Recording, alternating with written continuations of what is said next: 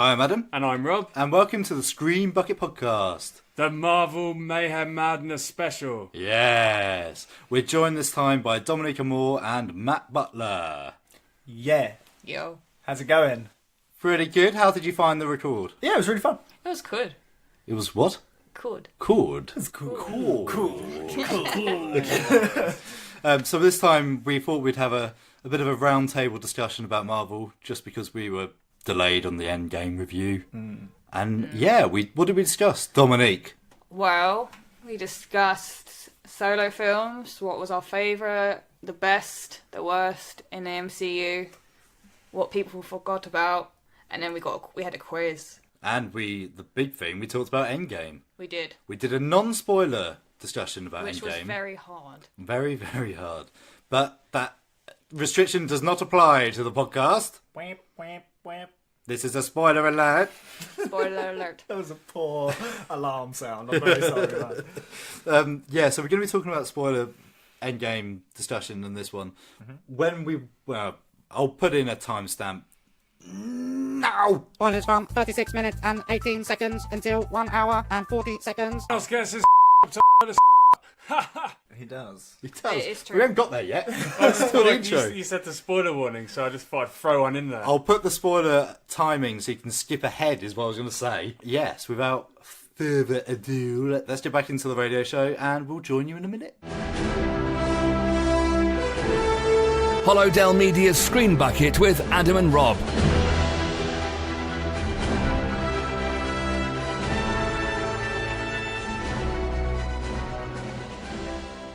Hi, I'm Adam. And I'm Rob. And welcome to a very special Marvel Mania Screen Bucket. Was it Marvel Mania? I don't remember. Was it Marvel Mayhem? Or... Marvel... What? Marvel Madness? Screen Bucketeers Assemble? One of them. One of them. Anyway, regardless of what we called it, this is a special Marvel-y Avenger-y special show. Special. Oh. Yeah. Yeah. I said special 15 times. That's how special it is. So we're not going to be doing our normal thing today? No. And the reason why, do you remember the reason why? Because Avengers came out. Because Avengers came out on the day of our last show, so we would have been 2 weeks late for the review. Yes. So we thought, let's just do a whole show. So expect to hear lots of comic-y superhero chat, music from the films. Yeah, we're dispensing with the likes of Fortnightly. We're just going to go all in on the superhero. But if you're not a fan of Marvel, don't worry about a thing. I will be your ambassador of unrest. I'm not a massive Marvel fan, so I will be holding your corner. Yeah. And we're going to talk about the ones we hate as well. So Yes. Join in. Join in with the hate. But anyway, we're not alone this time. This is even a special episode. Really? Yes, because we are to be joined by experts in the field. Really? Yes, I'm going to stick my sword in this big slot and twist it and summon through the rainbow's powers of unicorns. Jesus. You need to stop eating those things, man. No, the flips unicorns, they're great. Sponsors are wanted. But we are joined by the very special, literally special... Look at your offended face. We're joined by Dominique Amor and the drummer of Electric Black. Yeah, Matt Butler. Hey, Say hello, people. Howdy. how's it going? Come in. Talk up, project your voice. Hi. Yeah, thank you very much for having us on your show. Yeah, well, bullied into it. Yeah, a little bit. You found out we had a radio show and went, when am I going to be on? Yeah, exactly. To talk about comics? I'm having none of it, mate. I want to be on this. This is the one. So you're both Marvel fans? Yes. Obsessively so? Yeah, I'd say it's less of like a fandom and more of a profession for me. It's I live and breathe it. I love all of it because I have the comics and I watch the films and play the video games, so... Where I did have it start? Did it start way back with the cartoons, or did it start with comics, or did it start with all of the movies coming out? Mine started with the X-Men 1992 series, which was the best. That is the best. That is some of the best theme music. Honestly, that was my It is. ringtone for like a few years. Cool. Ish. Very cool. Is it? Yeah. All right. Much cooler than you. So I'm a bit ashamed of this but I only really came into it.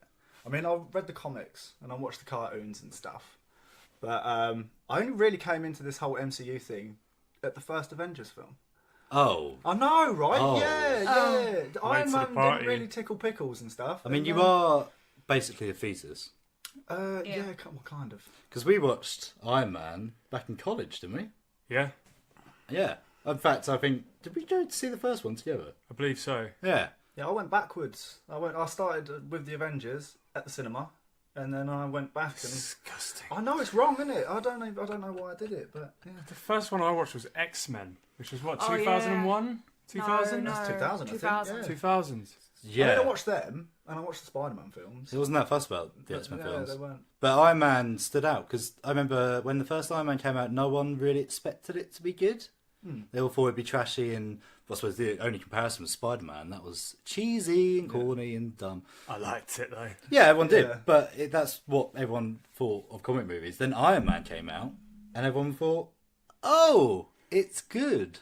Yeah, but it was like that Iron Man series was the one that kicked off Robert Downey Jr.'s career, like, properly. Well, Because Yeah, it makes him he- everyone know. it brought him back. He was pretty big before. Yeah, but he went down, like, quite After a the bit, first but wave, yeah. Iron Man did it for him, and now he's known as Iron Man.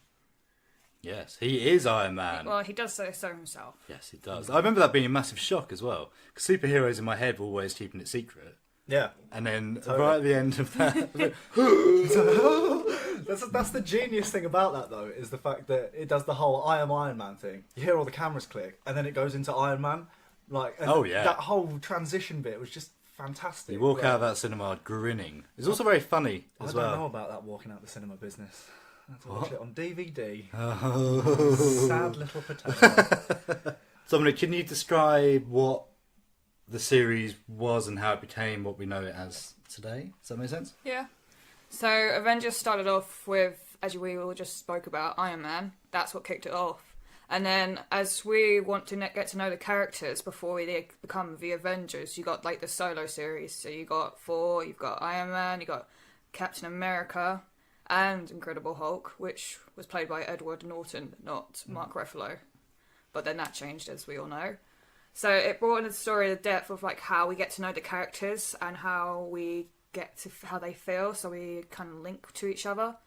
And then once we've seen their solo stories, you get to see the actual film and how they're brought together, and how everyone still wants to know what happened in Budapest with Black Widow and Hawkeye, because I still want to know.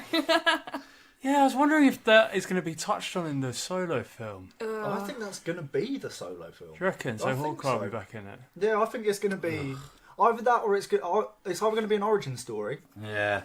or it's going to be the Budapest I story. really, really can't stand Hawkeye. I see. He's boring. No, he's not. There's a See- lot to him. Me, me, me, me, me. Meh, meh. Oh, good start. Yeah. Right then. So with Avengers Endgame, we realise there's a bit of a soft spot here for the spoilers. People are very wary these days. So we're going to be doing, instead of our in-depth film discussion, we're going to be talking about Endgame without talking about spoilers, which is going to be tricky, but we'll manage it. Tune in to the podcast for the spoiler edition. Ooh! Plot twist. Too right. Then we're going to go on to discuss kind of what Marvel are going to do after Endgame. And then what are we going to do, Rob? Then we are going to talk about our favourites, and we're going to talk about our least favourites, ones which we thought was just completely ugh. Yeah. And then we're going to finish with Dominique made us a quiz. A quiz, a play-along quiz. Yeah. So we got to test our Marvel knowledge. Marvel knowledge. Yeah. And I've what- already lost. You sure? Yeah. Oh, no, I think you're more of a comic nerd. He's than I won. am. Look at him with his little face. Oh, I'm on it. the goth crow. Ooh, I know, kind of made his questions quite hard, so Oh, really? some easy, some not. Oh, Well. dear. You have one message. Message 1. Hello, Adam and Rob. This is Thanos. I'm sitting here in the garden on my lovely little farm. I've just destroyed half of the population of the universe. I hope one of you is still alive. I do enjoy the show. I've got to go so soonish. I've got these big plums to go pick. Gonna make my big plum jam.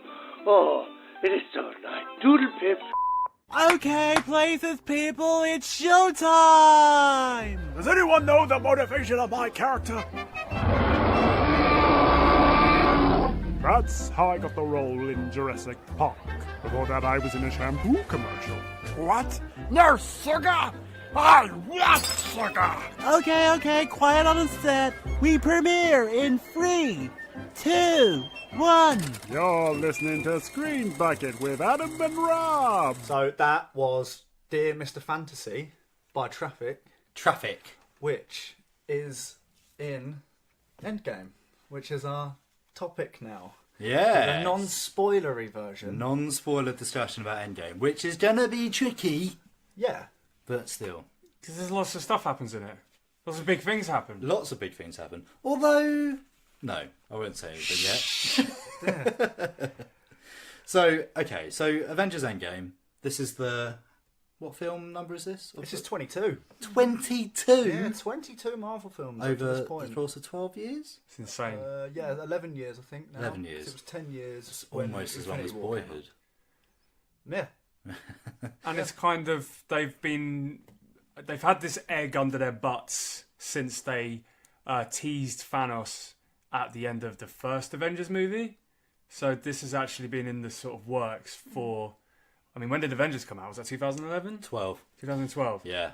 So they've been working on this for a long time, up to this point. Yeah. I mean, Thanos was teased before then, I think. I'd say it's been in the pipeline since the end of Iron Man, with the whole Nick Fury. When they, The Avengers Initiative. I think that they must have had an idea then.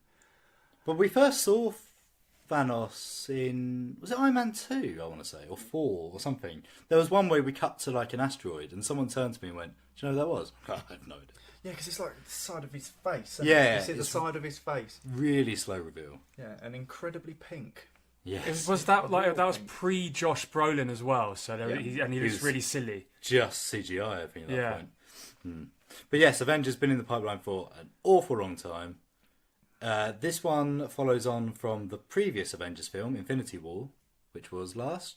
2017. Yeah, 2017. Whoa. That was a long time ago. Yeah. It feels like shorter than that. Wait, what? No, I think it was 2018. It was 2018. It was last year. Was it not 2017? No. It was last year. I think it was set in 2017. Yeah, that's Yes. supposed to be But it was definitely last year. So, someone, tell me what happens. Right. So, it carries on exactly where Infinity War leaves off, which is what you want from a part 2 of a story, ideally. It's quite difficult to go into anything about this film without revealing anything. I don't know. Shall we go straight to, was it a satisfying conclusion? Yes. That's perfect for me. 80%. Could have been a few tweaks, to be honest. Yeah, that's what I find interesting about this conversation is there's a lot of different opinions within this room. And Yeah. it's, so it'd be good to find out where everyone stands. I think my overall impression was that Avengers Endgame did everything it needed to do, but lacked that fine polish that I would say even Infinity War had. Infinity War, for me, as the complete circle. It was all there. This one kind of is a bit flaky on a few things. Do you know what it was for me? Time travel. I hate it. I hate it in everything. Because my brain starts asking questions. I can't switch it off. I think about it. And there's certain moments when people do stuff and I can't say, and you start to question. But if that changes then what happens then? Well, that's the interesting thing. I think going into Endgame, everyone kind of had an idea what they were going to do, and they did. Yeah. There was no surprise there. Everyone kind of was aware that something would happen. But in regards to the rules and stuff, they sort of make a point of it not. They're making their own rules. Yeah, they even mentioned Back to the Future and mocked it, didn't they? They said, "This you can't just read off rules from Back to the Future." Yeah, so I think in this idea, if you were to go back and kill yourself in the past, you wouldn't be dead. You just have created a new alternative universe where you didn't exist. Yeah. So therefore, the whole grandfather paradox just doesn't matter. I just don't like it. Don't like it. Just don't like it. Don't like time travel. I like time travel, but it did feel a bit cheap. Like, it skipped very quickly to that as well, I thought. It missed a lot of those building steps. Yeah. What did you guys think about the very beginning? Are we allowed to talk about that with Hawkeye? I would suggest no. No. I would say that's too much. Oh, the bit with Hawkeye. That was because that could have been at the end of Infinity War. No, it wasn't. It could have, but it wasn't. It wasn't. And it was in Endgame, so it's a spoiler. It is a spoiler, and it's a suicide death you're asking for. You reckon? Yeah. You reckon Are we people get talking? that I don't touchy? think we're talking about the same thing. I think we are. I think we are. I think The picnic. Yeah. Yeah. You think that's surely everyone was aware that was going to happen at the end of Infinity War? No one knew. Yeah. No one knew what happened to Hawkeye. So everyone at first assumed that Hawkeye in Infinity War Part 1 died, like with the rest of them. No one knew. So we can't really say... But we know he's in the film, so we know it He's wasn't. in the second one, but yeah, but he could have been... Can't say anything. I don't think this is spoiler territory. Where did you get these people from? I don't know. Get them out of your house. I don't know. Anyway, alright, we'll move past it then. I'm pretty sure it's fine to talk about. Okay. But it was good though, wasn't it? It was good. Yeah. Yeah, it was great. I loved it. I Not as much as I love the fact that you're going to get some angry tweets. No, people don't care. I honestly, I did love it, but if you haven't seen it yet, bring tissues. Oh yeah. Definitely bring tissues. Good heavens. Not a dry eye in the house in my There cinema. were two very dry eyes in my mouth. Jesus. No, honestly. It's your cinema snack, is it? Yeah. Otter's noses. Otter's noses. Wolf nipple chips. Got a packet of dry No, eyes. I didn't feel anything. You're I cold-hearted. felt a little bit bored. You're soulless. No, but you say this. I wept like a baby at the end of Stan and Ollie, and Wild Rose I got a bit weepy at. This, I just didn't care. Well, that's because you just don't care, though. Yeah. Well, maybe. There's like a level to it where I think if it's not your thing entirely, then you're not 100%. If you're not 100% invested into it, I mean, you're not going to get the emotional feels from it. How are you for Logan? I was quite bad at the end of Logan. Oh, I was bad at it. I was terrible. Yeah, that was. But there's a few moments.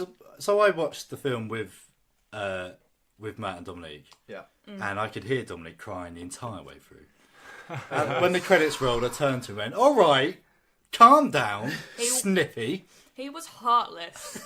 I'm more invested than anyone. Yeah, I didn't care. But there's a couple moments when in your words, Matt, the audience popped. Oh yeah, for real. It was great. Oh, I think I know the bit you're talking about. And you haven't had that before. No, it's the first time I've been in a cinema. But the thing Ever? is, ever. Never been in a cinema in my Sort of life. DVDs with you. Yeah, I know. Yeah, it's just I can't get over them. But it was the first time I've been in a cinema with a room full of people where there have been scenes where there's audio from the audience, and I've never had that experience before. So for me, it was quite thrilling to be like around people who were feeling the same thing I was feeling. If you know what I mean. Yeah. Yeah. Like, How do you feel when you shred tears as well? I wasn't alone on this. no, you were not alone. I admittedly cried like 3 times. Yes. Yes. Good. Yeah, for real. You're pathetic. Yeah. Well, Yeah, you're well, disgusting. yeah. But there were moments that really hit. I me mean, up. there was a bit when you squeed. I squeed. Yeah, I'm not going that to was say fun. what I squeed No, to there was a until you know. Even more than the big thing. There was a little thing that happened. And you Oh went, yeah, yeah, for real. And, like, if you want to know what I squeed over, listen to the podcast. Yes. As I will say what I squeed over, but I did squee. It was weird. Yeah. A lot of people talking about the runtime. It's like just over 3 hours. Had to pee.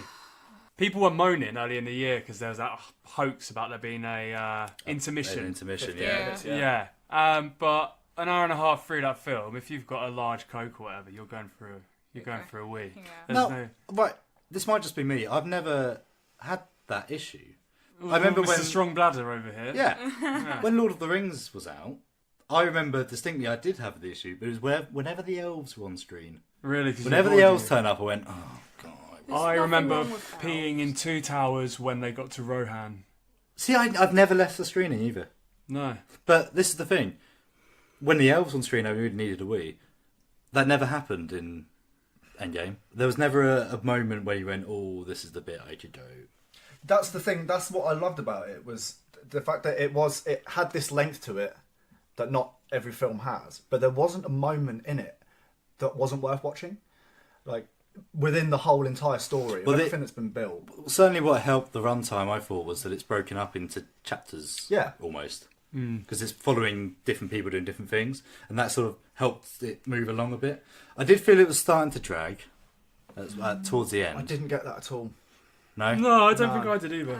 I didn't even realise how long the film was. It was like I was there, it started, and then it ended, and For me, I didn't feel any different. With the Marvel films, I always get bored with the fight scenes, with all of them. I can get that. I can get that. I love the fight scenes. But it's just... So when there was towards the end, there's a larger than normal one, and that's the point. I was like, "All right, come on now, let's get moving." Yeah, but that's weird though, man. That should be the moment where you're like, "I'm so hyped," and the fact that you were like, "Oh god," I like the character moments. It's what you call a nostril flare moment, when a character does a cool fight move and it goes all slow mo, and you're like, "Yeah, that's cool." Yeah. You don't get that? No, you don't get it. That's the bit I get bored at. Got no soul. No, I like the story. I like the emotional connections, the character arcs. Oh, don't look at me like that. Yeah. You didn't cry, so you can't say that. Yeah, because you're pathetic. No, you're just wrong. There's something I wrong mean, there. there's only one bit that would have made me sad. I just made that up. I just made that up to fit in. There's no bits I cared about, because the bit that most people were upset about was like obvious. I thought it was going to come anyway. If it's who I'm thinking about and you're thinking about, then yes, it was kind of obvious. Yeah. But there was one that was not obvious and I did not expect. Oh, but it dragged on. Oh, we'll talk about that more in the spoiler section. Yeah. What does everyone think of Thanos as a villain? I love him. Josh Brolin, he's so good, and he does Cable, so you know, Josh Yeah. Brolin's going in for it. I do have a slight issue with Thanos though. Is that for me, watching Infinity War, he was my favourite character. Everything about his story, everything Completely about agree, what yeah. he did was fantastic. Yeah. And it's like that was it in that sense, if you know what I mean. Because like it's like it being the Endgame and the snap happened. That's his bit. Do you know what I mean? And like that's the thing with Infinity War.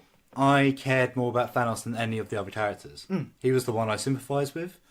That drops off in this one, in Endgame. And then I sort of lose the connection and I no longer care about him because it's just not the same kind of role in the film. Because he had an interesting purpose in Infinity War. There wasn't just justice. You know, it wasn't just a bunch of heroes trying to save the day. He had an angle. He had an arguably good angle. Yeah. There's a subreddit called Thanos Did Nothing Wrong. And But people agree with him. Thing is, I agree more with Gamora because it's coming from being abandoning your family to being forced to be raised under Thanos. And as I can say this because it's I can't speak English. Infinity War Part 1. I know. But in Infinity War Part 1, we know Gamora died because of Thanos sacrificed her. I thought, what Well, that was shocking, and Thanos felt bad about it. That's why I really like. Oh, Thanos! that's what makes him such a unique villain character. Is that it's the first time I've seen a villain in a film like this, where I've been like, I totally see where you're coming from. Yeah, totally. Everything that you're doing and like the reasoning behind it makes perfect sense. Yeah. And that's the first time with a Marvel film or anything like that where I've actually felt... Well, Marvel, before this, Marvel had the issue of it being the same, like, big fight at the end, lasers shoot into the sky, everyone dies, hero wins. Yeah. That was like the formula that DC slipped into as well. Yeah. The swirling trash portal. Yes, Yeah. or someone tries to change the Earth. Yeah. That sort of thing happens all the time. And then when the big bad appeared in Infinity War, he didn't do any of that. That's why it stood out again. Because And you know he's serious from the get-go. Oh, yeah, totally. Within the first 5 minutes of Infinity Yes. you know exactly what he's about. And I don't like the first 5 minutes of Infinity War. That's right, you're allowed It's to the be wrong. alien squared problem. What's Alien that? Squared. When you just get to know all these characters and go, oh, what a great ending of the film, aliens. They go off, they show off, everyone's happy, and then they're all dead. Oh, yeah. That's exactly what happened at the beginning of Infinity War. But that's what's good about it. It's the fact that it makes you go, remember all them happy people from Ragnarok? Yeah. Who were on that... You remember how they're going to go and start their new life? We'll change that. Yeah. Because this guy's here now, and he means business. There's one thing, though. At the beginning of Infinity War, there's someone I thought was dead who turns up as a comedy sidekick for, like, one scene in Endgame. Yes. That was interesting. I mean, how could he have possibly survived? Maybe because he's made of rocks, it doesn't Did he just really... hide or something? Yeah, I don't think he died at all. No, well, maybe he didn't. But I was very happy to see him back. 100%, yeah. 100%. 4? What a bit, mate. There's kids joining me. Yeah. Yeah. I love it. Of all the characters, I think 4's the best. Agreed. Are we talking Endgame? Or are We're talking Endgame. Endgame. In general. Endgame, yeah? Let's talk Endgame. Okay. And the other one as well for me is Captain America, who I never liked until the first Avengers. Because he was the only one for me who was being a hero. Yeah. Because he was the only one talking to the police and working out evacuation and all this stuff. And so from that moment on, ooh, he's actually a hero. And 4 is the comedy. Oddly hero, enough, which I love. this film is the time I've most liked Rocket Raccoon. Rocket Raccoon. Yeah. Ratchet and Clank. No. Yeah. There was something. He wasn't so much comic relief. He was kind of a bit more supportive and less of a douchebag. There was some growth there. Yeah, I know what you mean. He's quite. Maybe it's because he was in there from the start. He had a part to play. He's quite down to earth as well. Yeah. But what I love is Bradley Cooper voicing him. He just fixed the part because of all the voice actors for Rocket, Bradley Cooper's the best one. Yeah, it's an interesting choice because I'd never choose him out of a lineup if I thought, and then you hear it and then it works really well. Yeah. Do you know who I didn't like in this film? Go on. Captain Marvel. Oi, just smug and flying. It's not about even that. The Russo brothers, who we haven't even said directed the film. Oh yeah, the Russo brothers directed the film. Who were really good. They obviously didn't know what to do with her. Yeah, because I always thought she was going to be like really Yeah, me hyped too. up. Me too. Well, I liked her in the first segment she's in, and then she just disappears. Yeah, this Poochie goes back to something- her home planet. You know, it just disappears. That's a point I want to get into a bit deeper. That can't be done now. Okay, But yeah, Captain Marvel is a big point to me. it's completely wasted character, and I don't get it. They made such a fuss about her. Yeah, they did. It's like, I don't know. It feels like they took her back out almost. So they probably changed their mind and go, actually, nah, we'll do this instead. Well, there's been a lot of real life stuff going on with Brie Larson, so maybe that had an impact. I don't know. Perhaps. I would get the impression that they probably did all the filming and stuff before. Well, yes. The drama. It just seems weird. Did you see Captain Marvel, Rob? Couldn't be bothered. What sort of person are you? Couldn't be bothered. Do you hate women? I hate women. I really hate women. Black Widow, see you later. Not going. Blacklisting. Women, you can avoid this man for all costs. God, those women and their like bad films. I want to tell you my favourite character. Go from on. Endgame. Okay. A lot of people seem to be forgetting Bruce Banner in Endgame. I'm saying Bruce Banner. Yes. Yes. With massive green quotation. Biggest quotation marks ever. But yeah, killer. Absolutely killer character. I preferred him in Ragnarok, but then I prefer everything in Ragnarok, so I can't really talk. But it felt weird. There was one. Feel weird though. It's supposed to feel guess so. weird.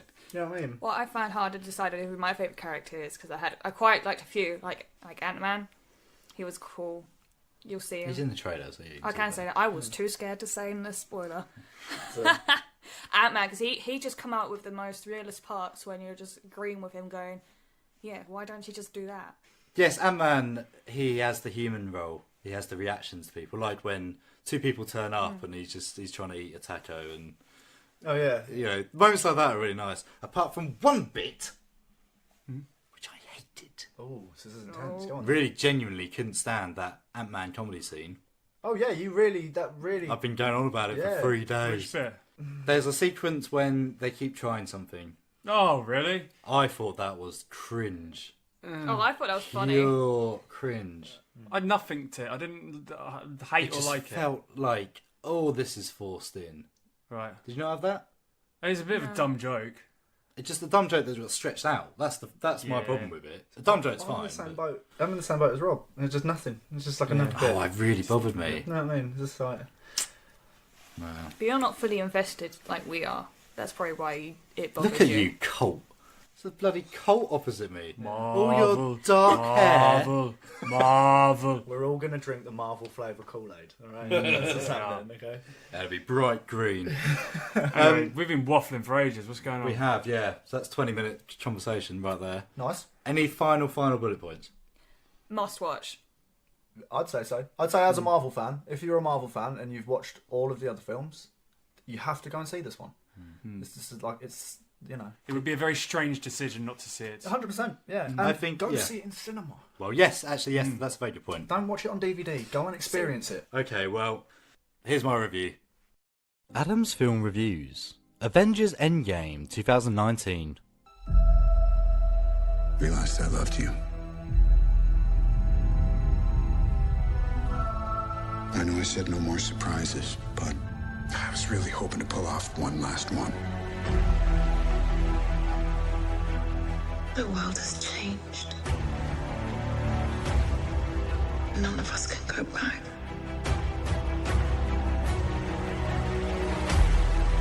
All we can do is our best. And sometimes the best that we can do is to start over.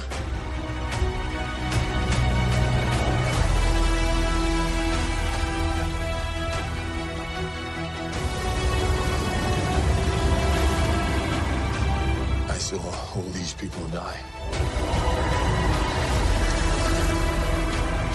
I keep telling everybody they should move on. Some do, but not us. Directed by Anthony and Joe Russo, Avengers Endgame is the follow-up to Avengers Infinity War and the final chapter in the epic 22-film Infinity Saga of the Marvel Cinematic Universe. By now, it's hard to imagine a world without Marvel comic book characters dominating the box office. So much so, I suspect even my mum knows the hype around Endgame. Much like the westerns of the 60s and 70s, comic book movies are the bread and butter of most cinemas, and it's hard to argue with their appeal. In Avengers Endgame, we're ushered straight back into the story following 2018's Infinity War, where the heroes lost. Big time. By the time we catch up with the likes of Captain America, Thor and Iron Man, they're in a bad way. When they're reunited, there's little to hope for but to get on with their lives. Except, maybe not. Since the events of Ant-Man and the Wasp, Ant-Man has been trapped in what's called the Quantum Realm, a place where time works very differently. Recovered by a chance encounter with a rat, Ant-Man tracks down the remaining Avengers, and he has a plan. A wibbly-wobbly, timey plan that I don't really have the patience to explain right now. In essence, the Avengers plan to undo their failure, not by directly reversing the events of Infinity War, but to instead use the power of the Infinity Stones to sort of create a new future, one where everyone is invited to the party. I'm doing well on this spoiler-free thing, right? What follows is a series of short bursts of action, following multiple characters as they explore their back catalogue of films, sidestepping and working behind the backs of their past selves in an effort to create a brand new timeline. Unfortunately, their meddling creates a whole new, yet very familiar, evil on the world. With a quite surprising mix of heist movie, comedy, deep character moments, and the standard signature brainless violence, Avengers Endgame quite literally has it all. The lengthy runtime is easily forgotten with so much going on, and barring one cringeworthy scene, it's full of quotable gags and sharp one-liners. Now, I'm not exactly a huge fan of these films, but I can absolutely agree that Endgame ticks every single box. It does everything that it needed to do to complete the series and provide a satisfactory conclusion. Except, I don't know. I felt like it tried very hard to keep pushing the emotional envelope, even when it wasn't welcome. Okay, yes, I admit it clearly worked on the sobbing audience around me, but I just felt like it was trying too hard to be sentimental, while rushing through to get to the next plot point elsewhere. I'm also not going to explain what happens at the end, but the big bad in this film, I don't know, he felt cheap to me. Like we'd lost the heart and soul of what made Infinity War so great. And I think I would have just preferred the whole film to be one big heist movie. But hey, it's pretty clear that's just me. Overall, yes, Endgame is exceptional, as all MCU films have proven to be, but was it the best film ever? Nah. It wasn't even the best Marvel film. But it did what it set out to do, and I can't fault it for that. I'd say go see it, but judging by the box office, I have a feeling you've probably already been.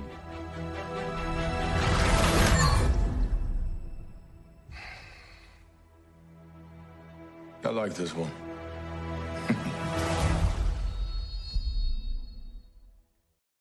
Screen Bucket on North Herts FM. Beep boop. Arr! Spoilers be incoming, lads. Skip ahead to 1 hour and 46 seconds to avoid hearing anything you don't want to hear.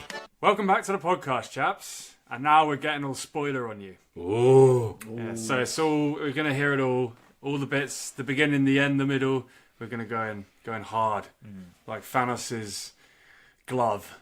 Oh, good save, man. Into his own. So what's tell me about so Right, yeah, so Avengers Endgame. So we've talked vaguely about how we felt about it in the radio show that we've just heard. So yes, spoilers. What do we think of what happened? Do you want me to start? Well, yeah, Dominique, do you want to tell us kind of what happens, really?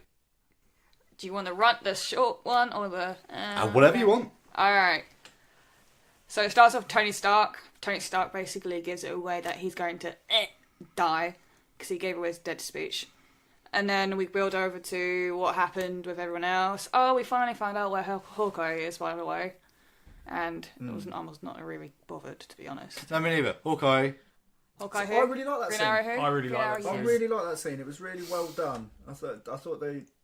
Well, the thing with that is Hawkeye's out of it. He doesn't care. He's retired. And he's like, this isn't affecting me. I'm not a part of this anymore. I'm not fighting the baddies anymore. And then his entire family... And then he goes on a murderous running spree. Like, hey, they're there. Let's go and kill everyone. Whoa, slow your roll. Did you tell me to slow That's my like roll? half an hour into the film. It's basically in the trailer. What Hawkeye does really well is that he's the human character at this point. So he actually has a family. So does Ant-Man. Yeah, but so that man. No one cares about Ant-Man. Hawkeye's like retired and out of it, and this just happens. So he doesn't know what's even going on. I care about Ant-Man. I do too. Paul Rudd hasn't doing that film. aged. No, he hasn't. Paul Rudd's Just like immortal. Furrow. He gets better with age, Paul He Rudd. does. But Avengers Endgame kicks off as Avengers Infinity War ends. Yeah. And everyone's very, very miserable. We see... Iron Man and Nebula. Well, we catch up with... Well, they're stranded, but we catch up with Captain America, who's shaved off his beard, and That glorious beard. Black Widow is taking control of S.H.I.E.L.D., I guess? Yeah. Or just the Avengers? Just the Avengers. Captain America's doing self-help groups because he's trying to still do his bit. Captain Marvel goes and rescues Iron Man from the womb of space, takes him back, and at that point they create a plot to get Thanos and get the Infinity Stones back. At which point they go there, they catch him, they interrogate him, and Thanos tells them, "I've destroyed the Infinity Stones, and that's done. You can't get them back. They're dust." Yeah. Yeah, and then Thor, in his rage for not managing to defeat Thanos in the Infinity War, just kills him. Went for the head. Just goes for the head. Like he said he would. And yeah, and it's sort of that. It's quite in the audience. It felt like everyone deflated a bit at that point. Didn't. I thought that was a perfect start because that was the one bit in the film, if anything, that made me go, "Oh, this is different." Yeah, Not really that different, to be honest. Like, I see. For me, it was one of those where when will he do it? it's that you expect this whole film to be a big build-up to the death of Thanos. Yeah. And it happens within 5 minutes. Yeah, yeah. And I thought that was so cleverly done to just be like, killed him. Yeah. Figure it out now. I mean, what it does do is it then we get 5 years later, and I'm not a fan of 5 years later as an idea. I do like a time jump. See, I would have preferred if it started 5 years later, and then they do it kind of. The only bonus with the 5 years later is then they all fracture again. That's when Captain America starts his self-help things. 4 is just gone. It starts a new Asgard. Yes, in Norway. And he ignores his workout regime. Yeah. Should we talk about Fat 4? Yeah. He's the best version of 4 we've ever got. 100%. He's a proper Viking. He's good, yeah, he's good, but he's not the best. No. He's lost it at this point. He's gained weight. He's drinking beer all the time with Korg and Meek. Is that his name? His name's The Meek. little grub. Yeah. Right. But he's rocking his big beard again and his long hair, which I think some missed. And was there a gasp, or did I imagine that when we saw him again? There was a laugh. Yeah. It was just a laugh. It was one of those things where nobody saw that coming. No. Not a single person saw that coming. And then when it happened, it's like, oh my god, they did that. Oh, in fact, I think I heard you, Dominique, say, "Oh my god!" In fact. Yeah. I was just like, it was so unexpected, but I absolutely loved it. Chris Hemsworth, honestly. Because before the film started, we had Chris Hemsworth workout advert, which I think we all said. And when we come to see 4, like completely overweight, I was just like, oh my god. He becomes the dude, as pointed out in the moment. I love that. Yeah. I laughed out loud at that because I was thinking Same. That was a great reference. There's a fair few in that really made me laugh. Yeah. It's got it does have some stand-up moment for me. I was talking about nostril flare moments. Mm-hmm. Captain America gaining the honour, building the sort of ability to lift Thor's hammer himself. Oh, yes. I have to talk about that. It was amazing. And me and my brother both went, "Oh my god! Yeah. Wow!" Yeah. What's your opinion, Adam? Yeah, it's alright. All fanboys, I think, pretty much fanboyed hard on that. Yeah, I sort of saw it coming. I wasn't that amazed by it. What I would have liked is if Thanos picked it up, because that would have really mixed things up. Yeah. What? He's worthy. Why is he worthy? Because he's like we talked about on the radio show. I kind of supported Thanos, but that's the thing. So Thanos from Infinity War's dead at this point. Yes. Yeah. They then hatch a scheme to go back in time to get the stones to undo it. Mm-hmm. Yeah.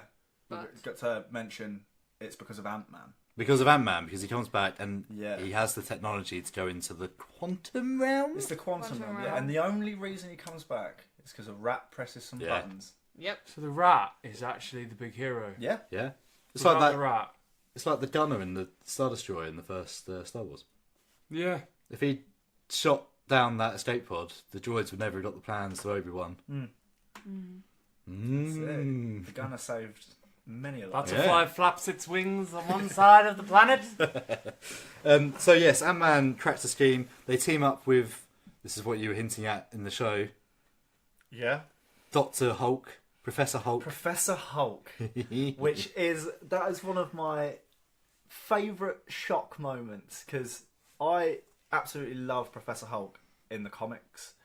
It's one of those things as soon as it came around, I was like, this is brilliant. It's like brains meeting brawn. Yeah. That's awesome. And to see that put to cinema was just amazing for me. Yeah, and there was a moment I liked when they work out a time thing and they jump around through all the different films, which is a nice little reflection on the series. But they go back and Professor Hulk has to blend in. Oh yeah, that's great. So he just starts pretending to be the Hulk from the first Avengers. He's just walking around going, "Roar!" So it's that where he picks up the bike and lightly puts it down. It's just great. I like when he throws a little dab out for those kids as well. He's like, "Dab?" Yeah. Oh, that Ant-Man. There's a lot of comedy with Ant-Man, and that's one that worked for me. Yeah. Hey, do you want a picture of me? Who are you? Yeah. Ant-Man. That's the thing I like about that joke, is the fact it's not Hawkeye anymore. Yeah. It was always Hawkeye. Yeah. It's like the Avenger who weren't necessarily needed. Mm-hmm. But now that's Ant-Man. Yeah. That's cool. I like but he's the human character, I suppose like Hawkeye, although he becomes the anti-hero Batman-y man. Hawkeye becomes Ronin. Is that what he Which is? is a character from the... Yeah, he goes full Okay. Ronin in this, which is really cool, but it's too short. Yeah, Right, it's just...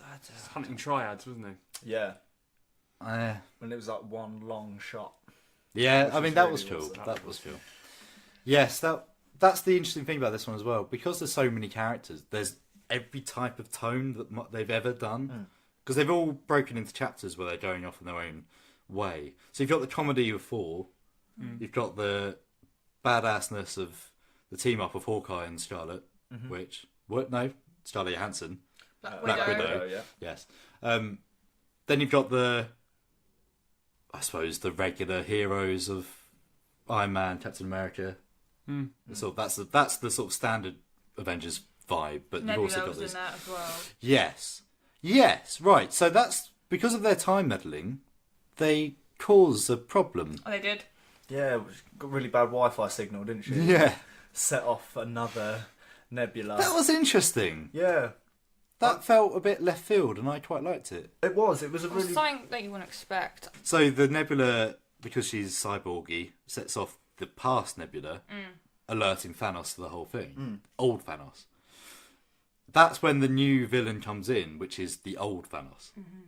Yeah, it's really bizarre to try and explain it, because they're using the time travel thing. Yeah. It's very difficult to say, like, oh, but it's like the old Thanos. Well, so that's the way of putting it. So there's the old Thanos who's still hunting the stones, then finds out that there's time travel people getting the stones in one place. I am inevitable. Yes. As he says. So he leaps forward in time to grab the stones himself, ahead, skipping the Infinity War version of him. It's kind of rewinding character development. Yeah, that's what I felt. That's the thing. Thanos from the Infinity War was an interesting character.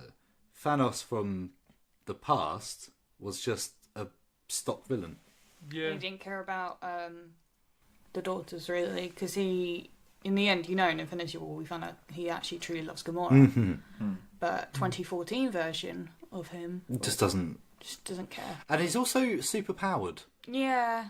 There's a thing that during the big fight scene, he takes on every single Avenger at one point and beats them all. For Iron Man and Captain America, they all come out of the ruins headquarters, don't they? Face off with him, and he kicks the living daylights out of them. When in Infinity War, Iron Man almost beat himself, just on his own.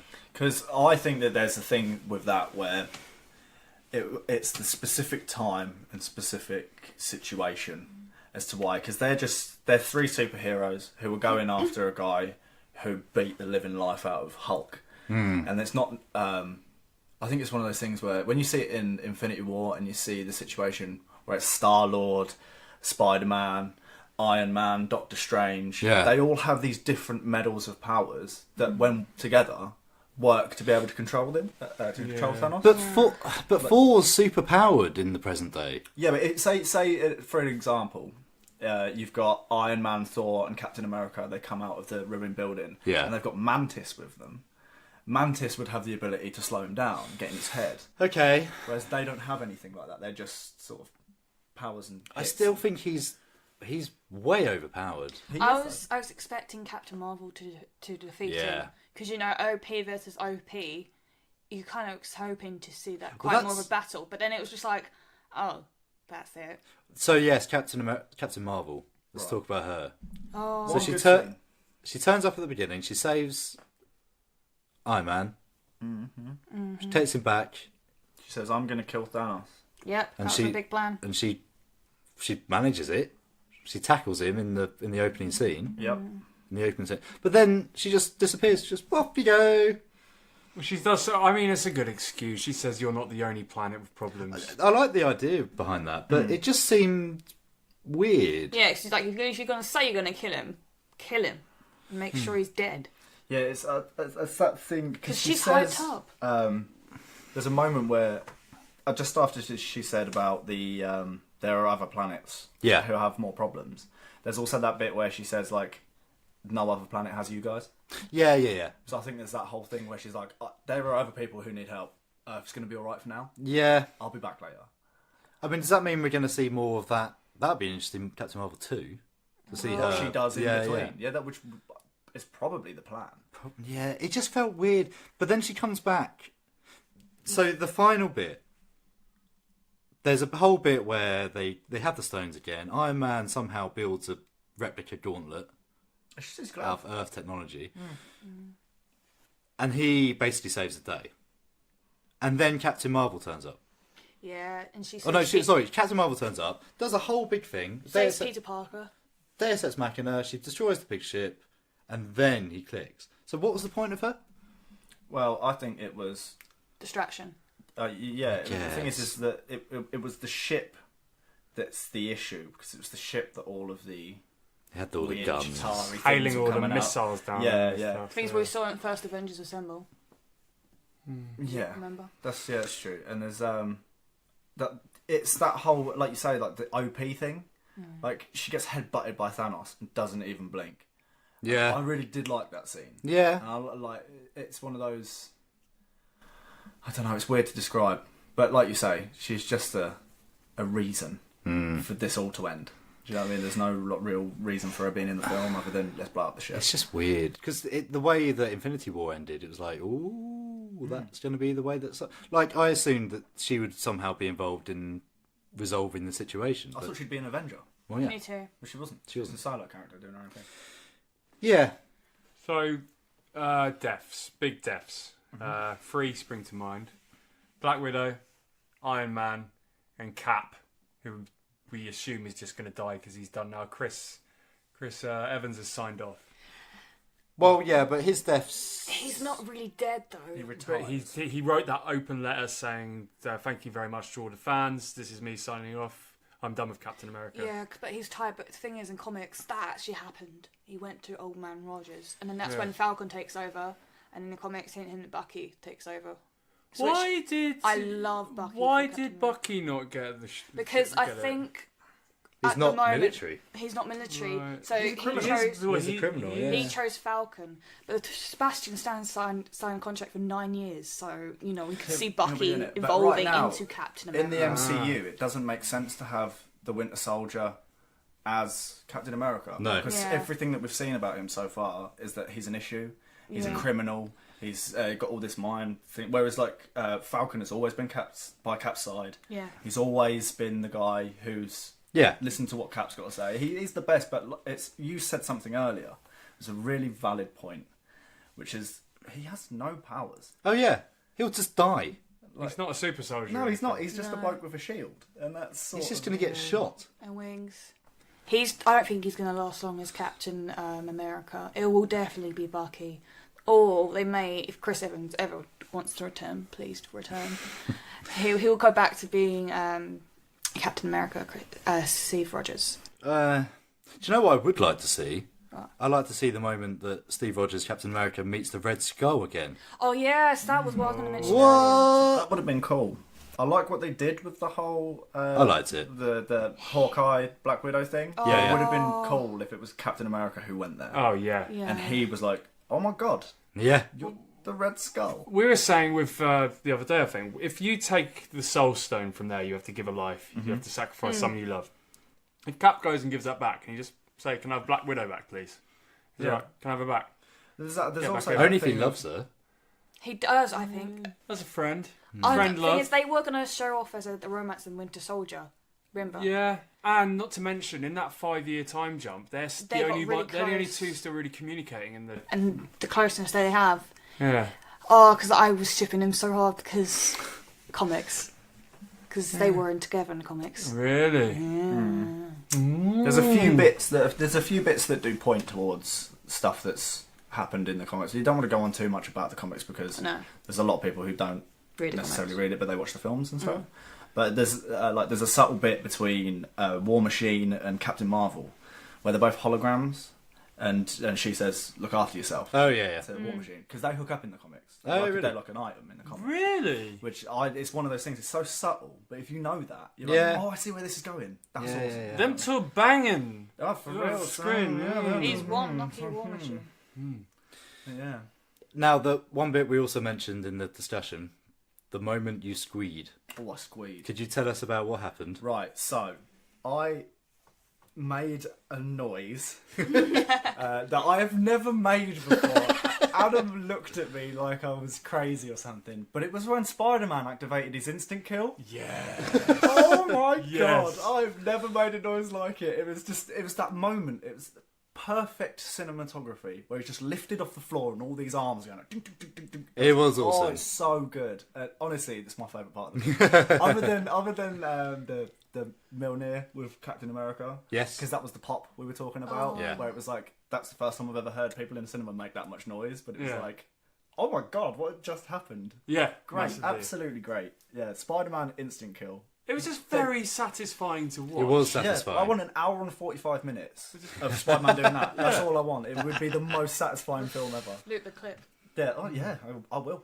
What I think we talked about earlier was about what's next for Marvel. When I mentioned Guardians of the Galaxy, I can finally say this now. When we see Peter Quill like searching for Gamora, because we all know they time travelled, and we got the 2014 version in the 2017 timeline now.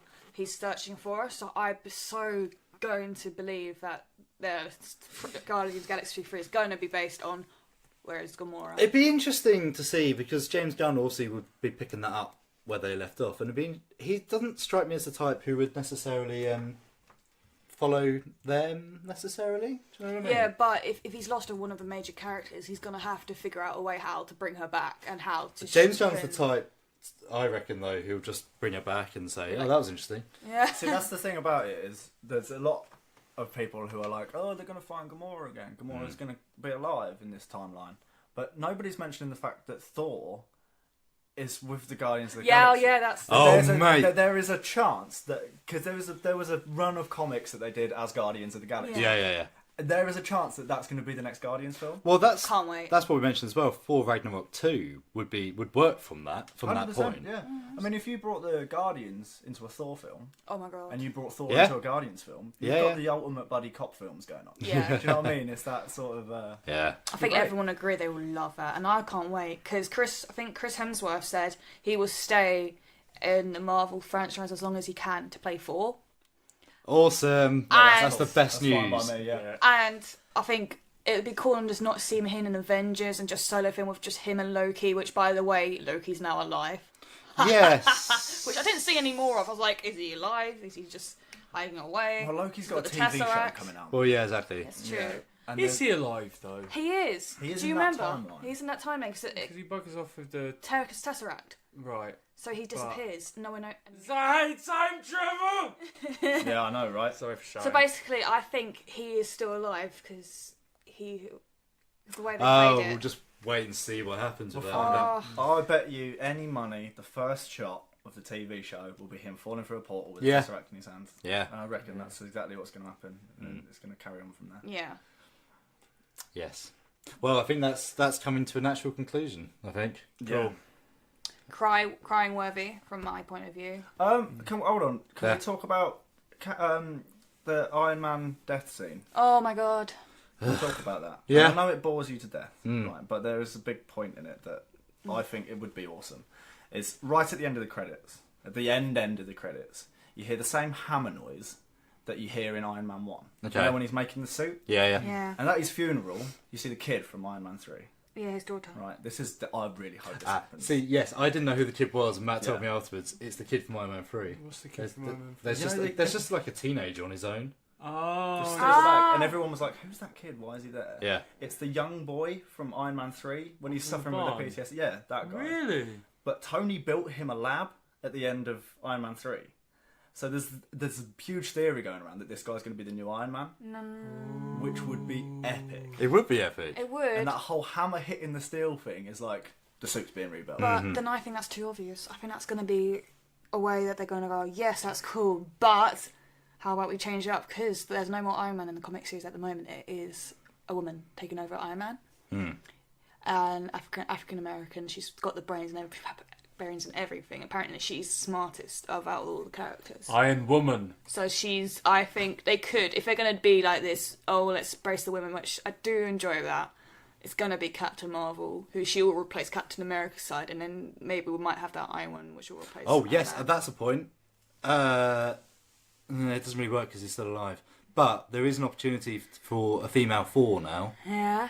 being the Valkyrie. Did you know, like, you know his romance? Because I know in the comics, Thor's a girl now. She is, but if the actual Thor, he's still alive. He's just unworthy. That's when he goes into the unworthy series. Oh, okay, fine. But you know who Jane Foster? Mm. She's the Thor. She's the actual Thor. Yeah, I know it's bad. Yeah. They can never do that with the MCU. No, They can do it. She wouldn't do it anyway. You're boring. But yeah, that's who female Thor is in the comics. Is Jane Foster. Okay, that's interesting. But I would like to see, which never happened, before Captain Marvel, because he was originally a dude. There was Ms. Marvel, and that's how she became who she was before she was Captain Marvel, which I would have loved to have seen and then got hints of maybe the X-Men and that, because that's how Rogue got her powers from. Right, okay. Yeah, that's the stuff that I don't know about. It's quite interesting how it all blends in. But anyway, let's stop there because we've been prattling on for ages. That'll do it. Yeah. So we're gonna take you straight back to the radio show, and we'll see you at the end. You have one message. Message 1. Hi guys. Been trying to get in contact with you guys all day. I was with a bunch of people and they left, but they've left dust everywhere. I don't know what it is. It's like this horrible brown dust stuff. But if one of you could get in contact with me, because it's been all day. But yeah, nice one. Cheers guys. See you later. Stream Bucket on North Herts FM. Beep boop. Welcome to Marvel Schmarvel. Dominique, the future of Marvel. Yes, tell us. What do you know? Well, my son, Mystic Meg. I know. Yes. Yes, you know everything. What have we got? What do we know of? I think everyone wants to know what's next. Like, what's going to be after this huge end to the Avengers series. I have 4 kind of things, pun intended. So first one, I think obviously is going to be Black Widow. What they're going to go with, but we thought maybe Budapest or how she became Black Widow.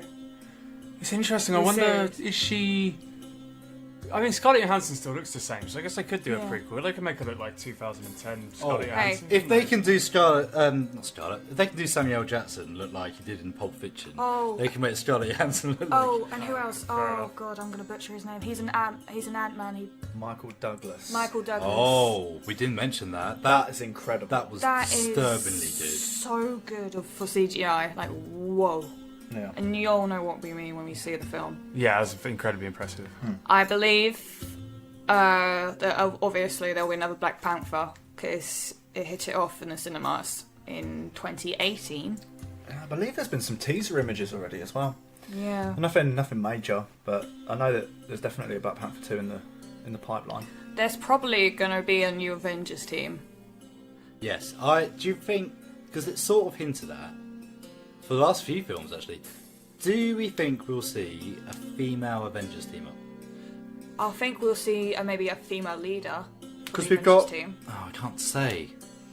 Yeah, there's a lot of the original Avengers seem to have passed their crown over. So yes, Black Widow I think is going to happen. Yep. There's a bit of a concern over it, I just read quickly. People are a bit worried that it's not going to be... It needs to be really, really, really good. It's going to have to be. Yeah. It's going to have to be amazing. Well, they could do it like they've done for Deadpool, which would be rated R. Because pretty much Black Widow's... her past is gory. I was going to say, if you did it in the tone of Winter Soldier, it'd be awesome. 100%. Oh, Winter Soldier's good. Because they can put across violence without it being bloody violence. Yeah, and Winter Soldier was violent. Yeah, there was a lot of scenes in that are... They're close to the bone to being pushed up into an R rating, but you're never going to get that from a Marvel Cinematic Universe film. So when I was young, it was all guys. That was what I could always see. So for little girls, heck, even little guys, they would want to see someone like, say, women are not just damsel in distresses. We can be the same. Oh, here we go. Saying that, and this is my point towards it. The white man has a point. I know, yeah. The straight white male has a point. But the thing is, it's about that whole there was no real leadership female superhero characters. Is I would say false, because you had characters like Storm. in the X-Men, and she was so cool. Yeah. And these are big, huge characters. But then if you're saying that, when it gets no, struck but by if you're lightning? saying that, look at Rogue. Look at what they did to Rogue. I can't stand it because it is so bad.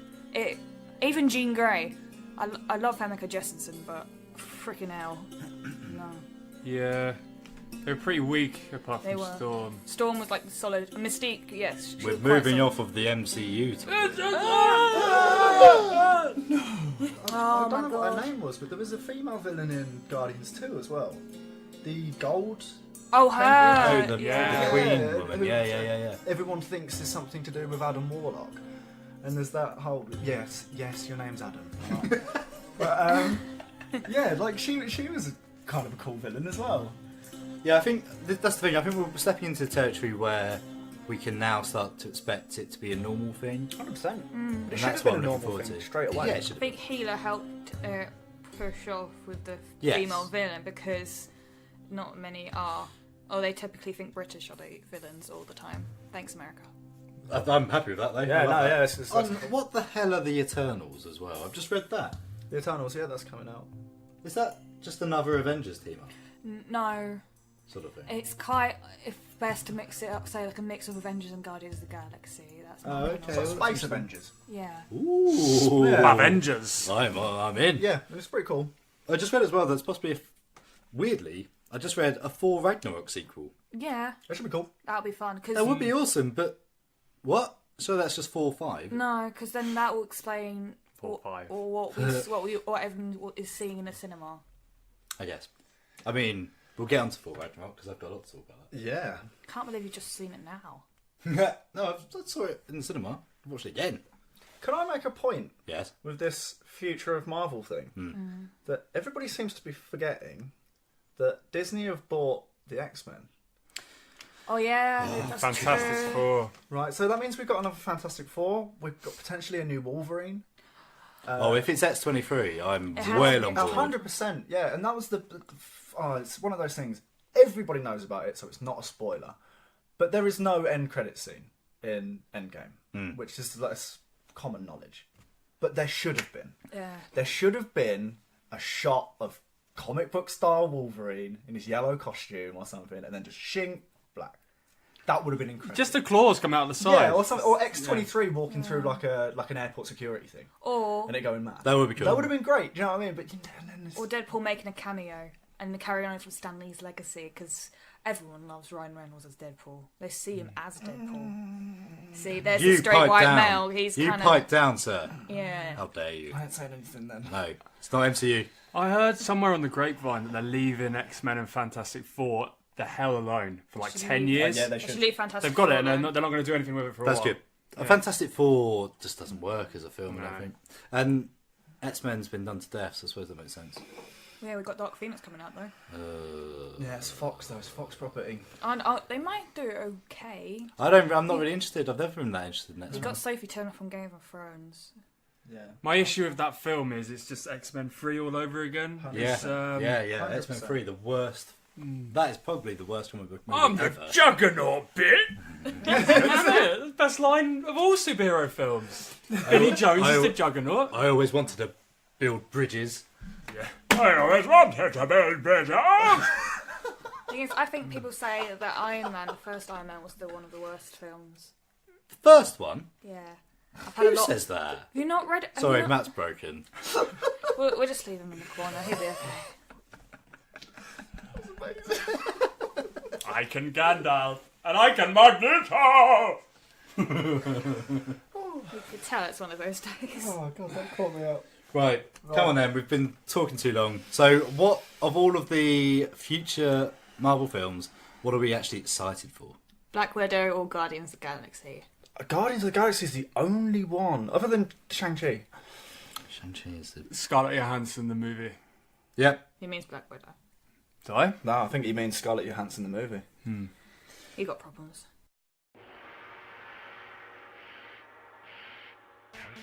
Nick's Game Reviews. Mortal Kombat 11. There was a time when Mortal Kombat felt like a stale and soon-to-be-dead franchise, Mortal Kombat 9 being the prime example of this, boring and repetitive, the focus heavily put on the new fighting engine and less on the mad, zany stories that made the series so much fun. Then Mortal Kombat X came out and changed all this. The engine was sound, and so they ramped up the madness and threw in a few DLC characters, my favourite being the Xenomorph. That convinced even the most bored MK fans they were willing to give it another go. It was a very easy game for non-fighting game players to pick up, but a difficult game to master, which is fair enough. With the release of Mortal Kombat 11, they have kept the madness that made X so successful and developed a new game engine to make the most of this generation of consoles. There's one problem with that though. It's bloody hard, and the combat is slow as hell. And here we have the debate that's become quite heated over the past couple of months. If you find a game too hard, should it be considered a negative, or is that on the player? There is an easy mode with Mortal Kombat, so this isn't like the Sekiro debate, but even on the easy mode I'm struggling to get through, with the tutorials trying to teach me about frames and other fighting game speak. I am not a fighting game fan. I cannot be bothered trying to learn all these different moves and trying to be tactical and stuff like that. I am, however, a Mortal Kombat fan. I want to fight with the characters I've loved since childhood. I want to laugh maniacally as Kotal Khan hammers someone's skull down into one of his blades and giggle incessantly as Scorpion utters the famous "get over here" words. And so Mortal Kombat 11 is very much so a game of two halves for me. I love this game. The campaign is perfect in every way, and I mean even with the actual story. It's tear-jerking, it's funny, it's mad as balls. I love it. The towers are back and fun as ever, providing a challenge if you don't want to go online and get your butt handed to you. There is customization options torn straight from Injustice 2. There is even a crypt back. Every game mode is present to make this the most concise and ram-packed Mortal Kombat ever. But I can't get over how hard it is. Perhaps it is all a part of these bugs that have plagued it since launch. Perhaps it will improve. Or perhaps it's just me, and I'm a strange enigma who loves Mortal Kombat but hates fighting games. Perhaps you should give it a go and judge it for yourself. I don't care. I don't even know why you're listening to me. Adam just keeps telling me to play games and talk about it. He carries this cardboard gauntlet around and threatens to snap my cats away if I don't give him a review. Help me. You have one message. Message 1. G'day, it's 4 here. Just want to say that I'm really, really excited about joining the Guardians of the Galaxy. Of course, we all know who's in charge. I want to drink some beers and just walk around and see the galaxy. It's going to be really, really nice. If you want to sign up to my workout video, it's really good. It'll be right up your street. Basically, I sit down on the sofa for 4 days, drink beer and eat pizza. It's really, really good. It's really good for your core. I'll speak to you later. Adam and Rob, Screen Bucket. That was Run the Jewels with Legend Has It from the Black Panther trailer. Very abrupt ending. It's quite an abrupt ending, yeah. But it's a good song, so it's worth the abrupt ending. Yes. Good song from a good trailer. Yeah, mediocre film though. Yeah. Mediocre. Yes. So yes, this is going to be our first of 2 segments of our personal preferences. This is going to be our worsties. Dun dun dun. Yes. That was good. It was good. That put me right on edge. Right, Dominique, tell us, what are your worsty films in the MCU only? It makes that the hardest one, because if we're including all, that would be so easy for me. But as it's just an MCU, I can't decide between, in seriousness, I can't decide between 3. You've got Avengers, Age of Ultron. I think you... My one! Get in the bin. I think you'll know why.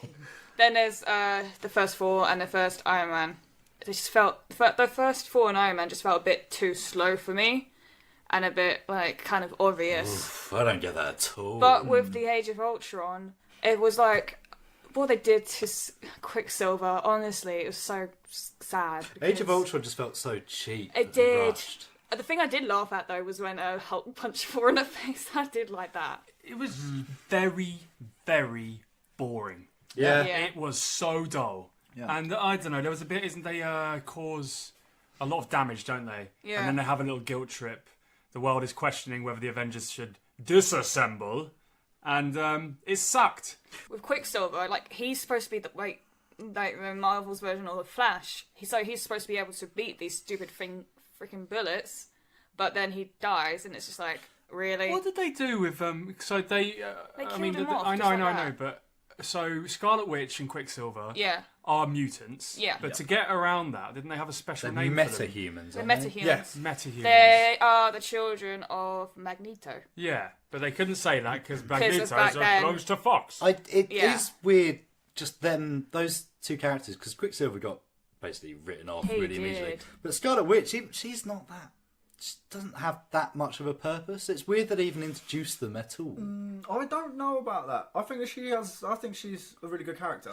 I think she wasn't to start with, but I think she grew into a really good character. Yeah, you're right, but I still think she can go toe to toe with Thanos. Yeah, she could. But then, could that have been someone else? Like, they didn't need to be introduced. I think the way they did that, because in a comic book series, Scarlet Witch and Vision are a thing. Yeah, that's gotta be it. thing. Yeah. So I think the reason why they probably kept her on was for the female empowerment and for the relationship with that. Vision. Joss Whedon has said that he questions why he did a second Avengers film because it was a nightmare.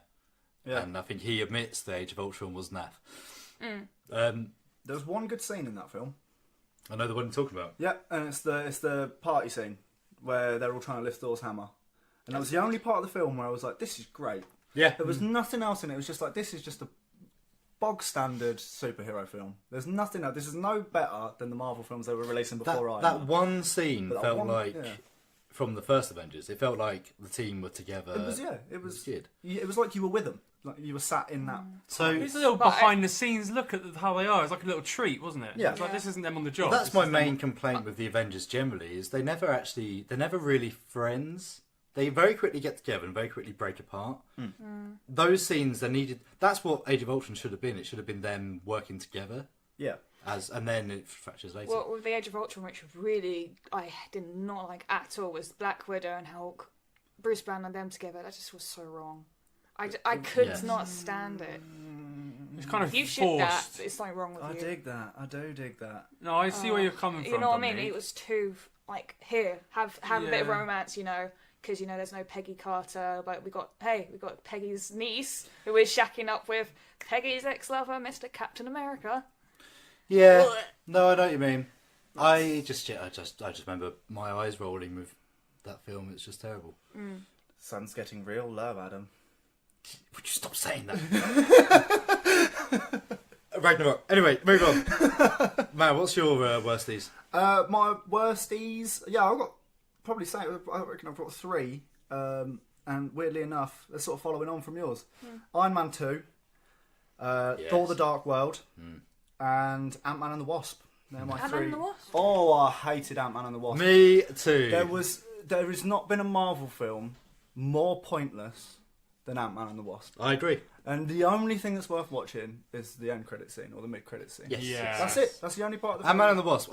I watched it with my good friend Josh. Josh. Yeah. And we, at the end of the film, we looked at each other and went, I don't know what just happened. Yeah. No, me neither. And it was there's so little going on, I was getting bored of the shrinking effect. Yeah, which is I'd the say whole gimmick of Ant-Man. I was like, I don't So care. all the best bits of like the whole, they do the sizing thing really well with Ant-Man, which is kind of cool. But the best bits where they're like, where she throws the salt pot and it gets caught in the door. And stuff like, But they showed all of that in the trailer. Yeah, there was nothing left for the film. And the Wasp character, Ant-Man with wings. She's just the flying Ant-Man. She had a lot more character in Ant-Man. Kate from Lost, we're talking about. I know. I'm not the one that got confused. Here is the thing with Ant-Man vs. the Wasp and the Wasp, featuring the Wasp.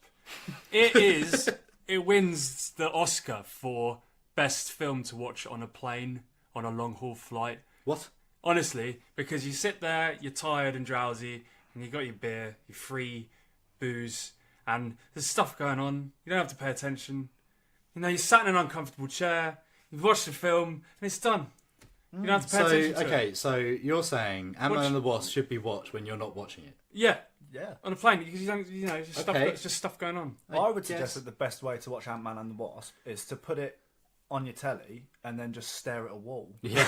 That's just the best way to watch it, in my opinion.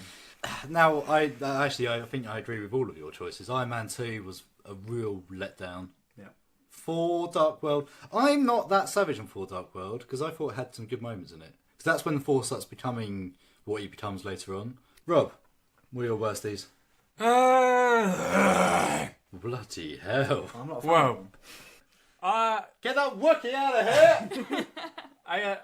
Age of Ultron was definitely the one that I just thought sucked. But Dark World was bad. Iron Man 2 and 3. There was a bit in Iron Man 3 when I was invested where Tony's kind of gets lost. I think he crashes, doesn't he? And he's in a shed with a kid. Yes. Oh, yeah. And there's like it's a poignant moment, but in general, didn't care. I liked 3, but only because it had the PTSD thing, which we'll mention later on. That's what they do well. That was like an echo after Avengers that I thought was quite good. I thought Guardians of the Galaxy 2 was rubbish. Yes, me too. Me too. What is the matter with you I thought it was people? rubbish. I thought it was rubbish. You both get in the bin. The soundtrack. Bin's too small. Soundtrack is. What are you saying? I'm saying you're never both going to fit in the bin, but you should definitely So try. what's his name, Mr. Quillman, from Star-Lord. Jurassic Park, has Chris Pratt. Yeah, Chris Pratt, Indiana Bones, has daddy issues. Yeah, he's got daddy issues. I mean, Okay. yes. I mean, but let's Don't all face it. characters do. It was played by the biggest deal of all. Oh, Russell. Get in my pocket. I think Guardians of the Galaxy 2 wasn't terrible, but It's it boring. wasn't. Yeah, it wasn't. It wasn't Guardians 1. It wasn't Guardians 1. Guardians 1 has its special place. But the thing is, they brought in some quite good characters that makes good chemistry. So you've got like Drax with Mantis. You know, I think people like Drax. Yeah, They were but different. the trouble with Guardians 2 is Guardians 1 was a runaway success and it was funny. Yeah. Guardians 2 tried to be funny. Yeah. That's where my line is with it. And yeah, I wouldn't say it's the worst, but it was making that effort, and that's where it dropped for me. Like, Drax was really funny in the first one, but in the second one, he was on it all the time. He wouldn't shut up. Shut up, Drax. Yeah. They were milking the little monotone one-liners with him, weren't Yeah, they? Like, absolutely, to an extreme. They also totally milked Baby Groot as well. Oh, yeah. Baby Groot was yeah. just, it was like they were just trying to sell figures or 100%. or cuddly toys or whatever. I much prefer Teenage Groot. Yeah, sassy teenage Groot, big fan. Yeah, We was briefly in Avengers. I did like the romance between Gamora and Peter Quill, because that's my opinion. But by that point, they're established, and it loses that draw. yeah. Because there's a will they, won't they in the first one. That's one of my favourite scenes as well, where he puts the headphones on. Her, Yeah, and I it's love like that, and yeah. then she like holds the knife to his throat. And is that sort of? I liked that about the first one, where it was like he's trying, but she's having none of it. Where it's Absolutely, like then yeah. that all goes out the window, and then it's just like, oh, it's just a couple now. There's no sort of fight between them there. But you get to see the chemistry for like with Karen Gillian and Zoe Saldana for Gamora and Nebula. Yeah, that's fine. But again, it just lacked that. It was like an afterthought. It didn't have its own thing going on with them. But yeah. But this is not going to surprise you. I cried for Yondu. Oh, Who's Yondu? I'm Mary Poppins, y'all. Oh, Michael yeah. that was. yeah, to be fair, that was quite good. He was probably one of the coolest characters in the Yeah, entire. I didn't know they were going to do that, Yes. but Well, that's the thing with Guardians, because it's not. The comic isn't as well known and established. It just still surprises people. Written by English people. God save the Queen! Oh, it's all for the Queen. The Queen, the saver, all for the flame. But of all of the ones we talked about, the one I hate the most was probably Ant-Man and the Wasp. That was a big pile of dry, boring rubbish. Watch it 40,000 feet in the air after 4 Budweisers. That's. Do you know what? I'm gonna try and take that advice. I'm gonna try and do that. Let's play Come On Get Happy by David Cassidy from Ant-Man and the Wasp. Wait, Wait, what are we calling it? is it Pants Man and the Tars? You didn't say that.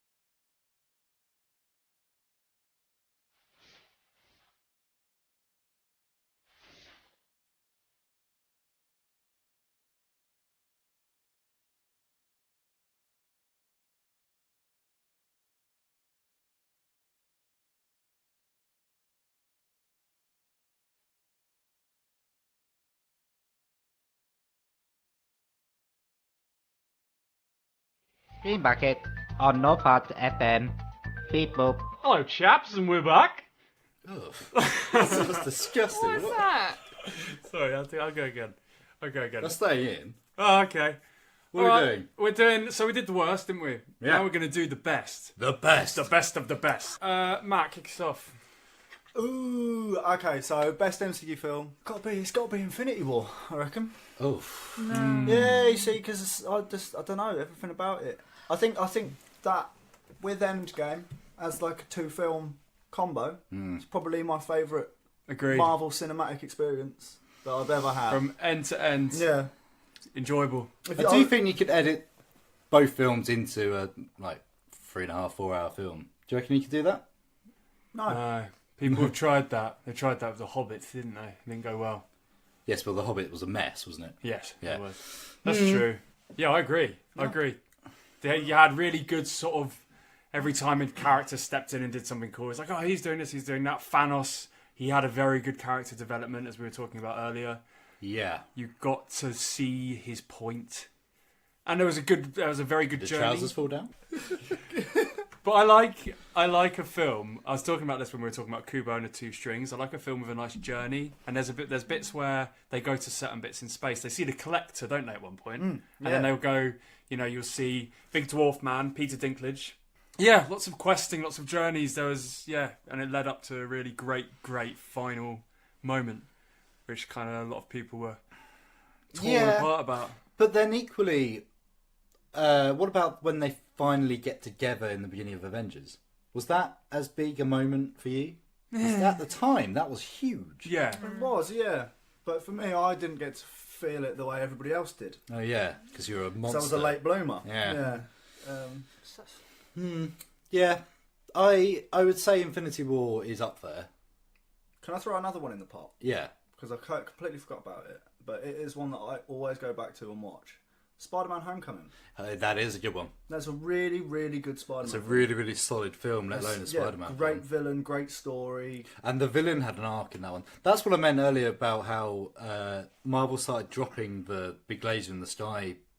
And I can't remember exactly if Homecoming was the first one that did it, but it might have been. I think it was. It was the first one that shocked people. I remember people being shocked and being like, you have to see this one because the villains are amazing. Yeah, and there's that moment in the car that there was a gasp in my audience. It's the moment he goes to the door. Yeah. That's what I mean. Yeah. That's when there was, and it's weird because it wasn't a pop, but you could, if any more air went out of the room, people would be struggling to breathe.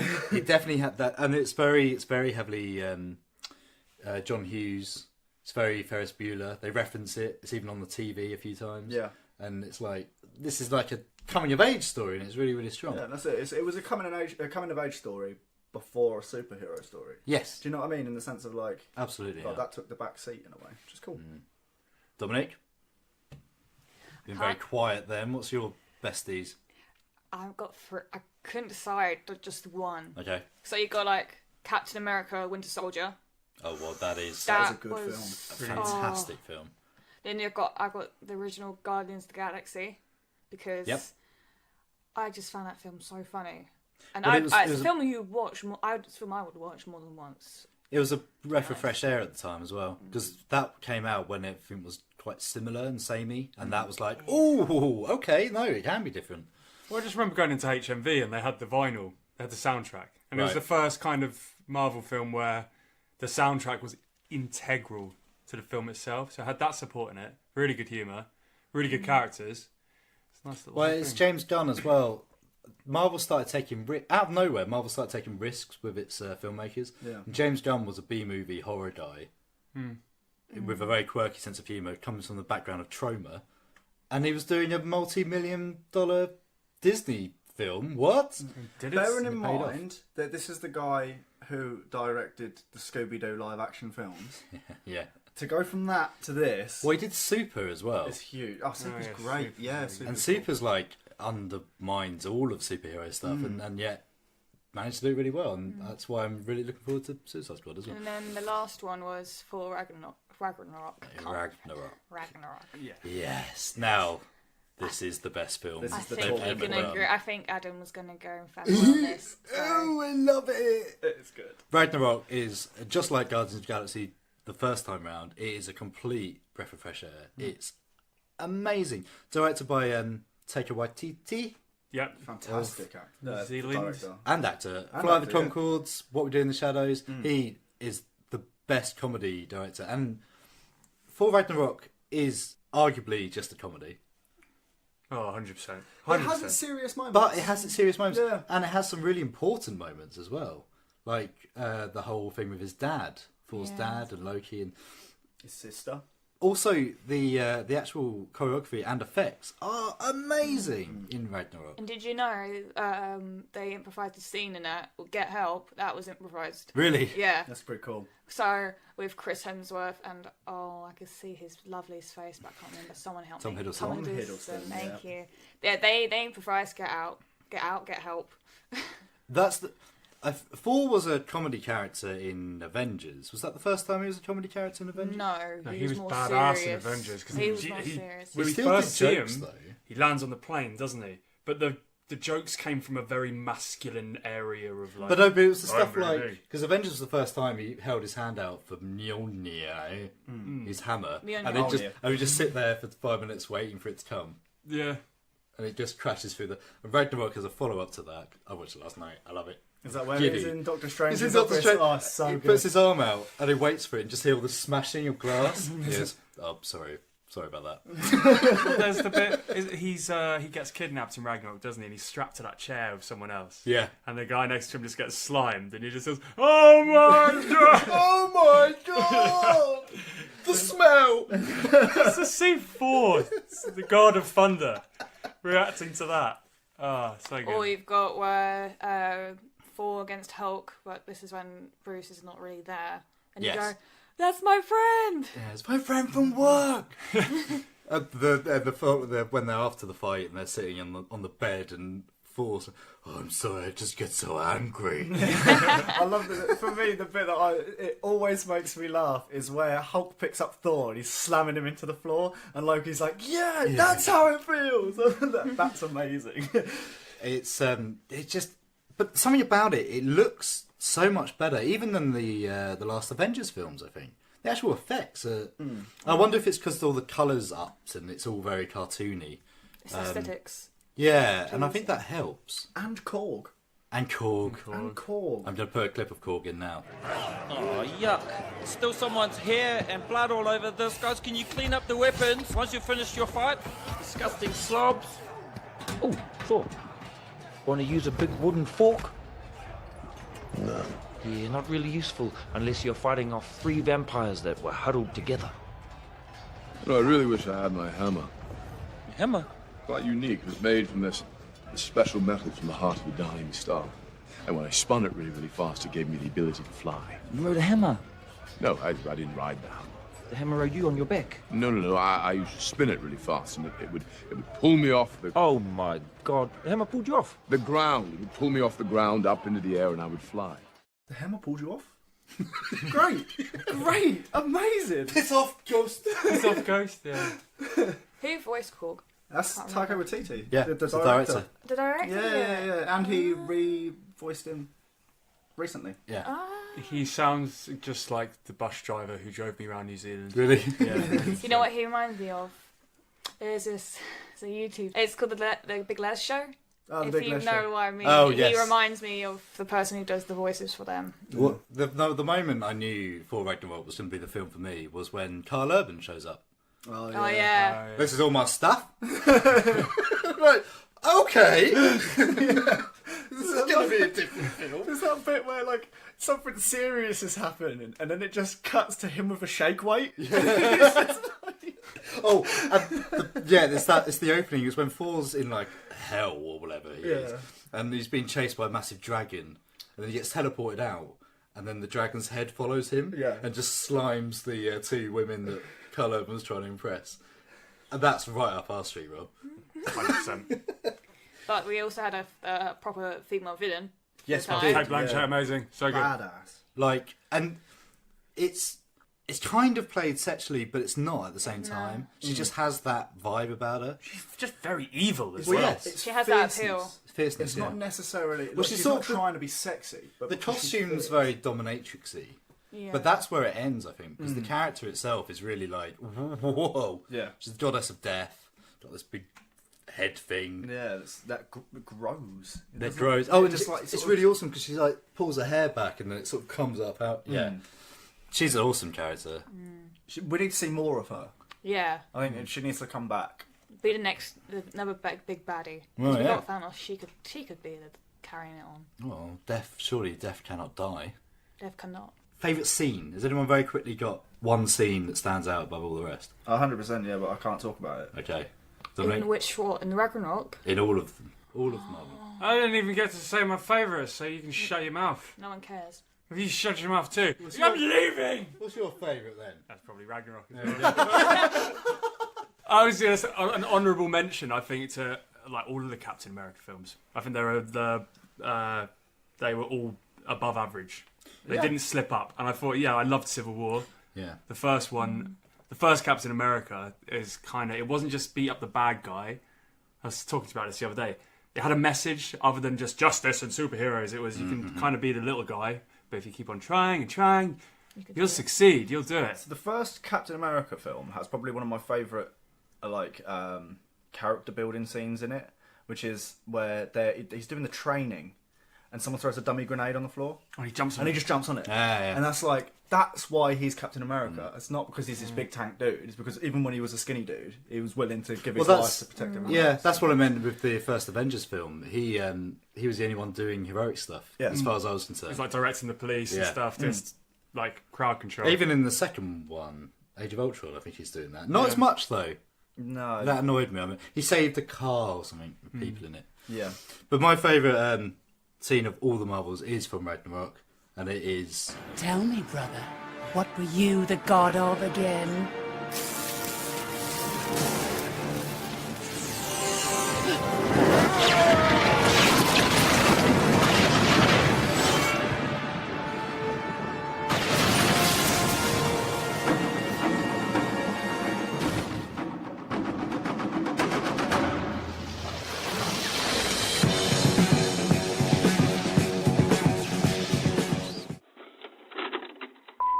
You have one message.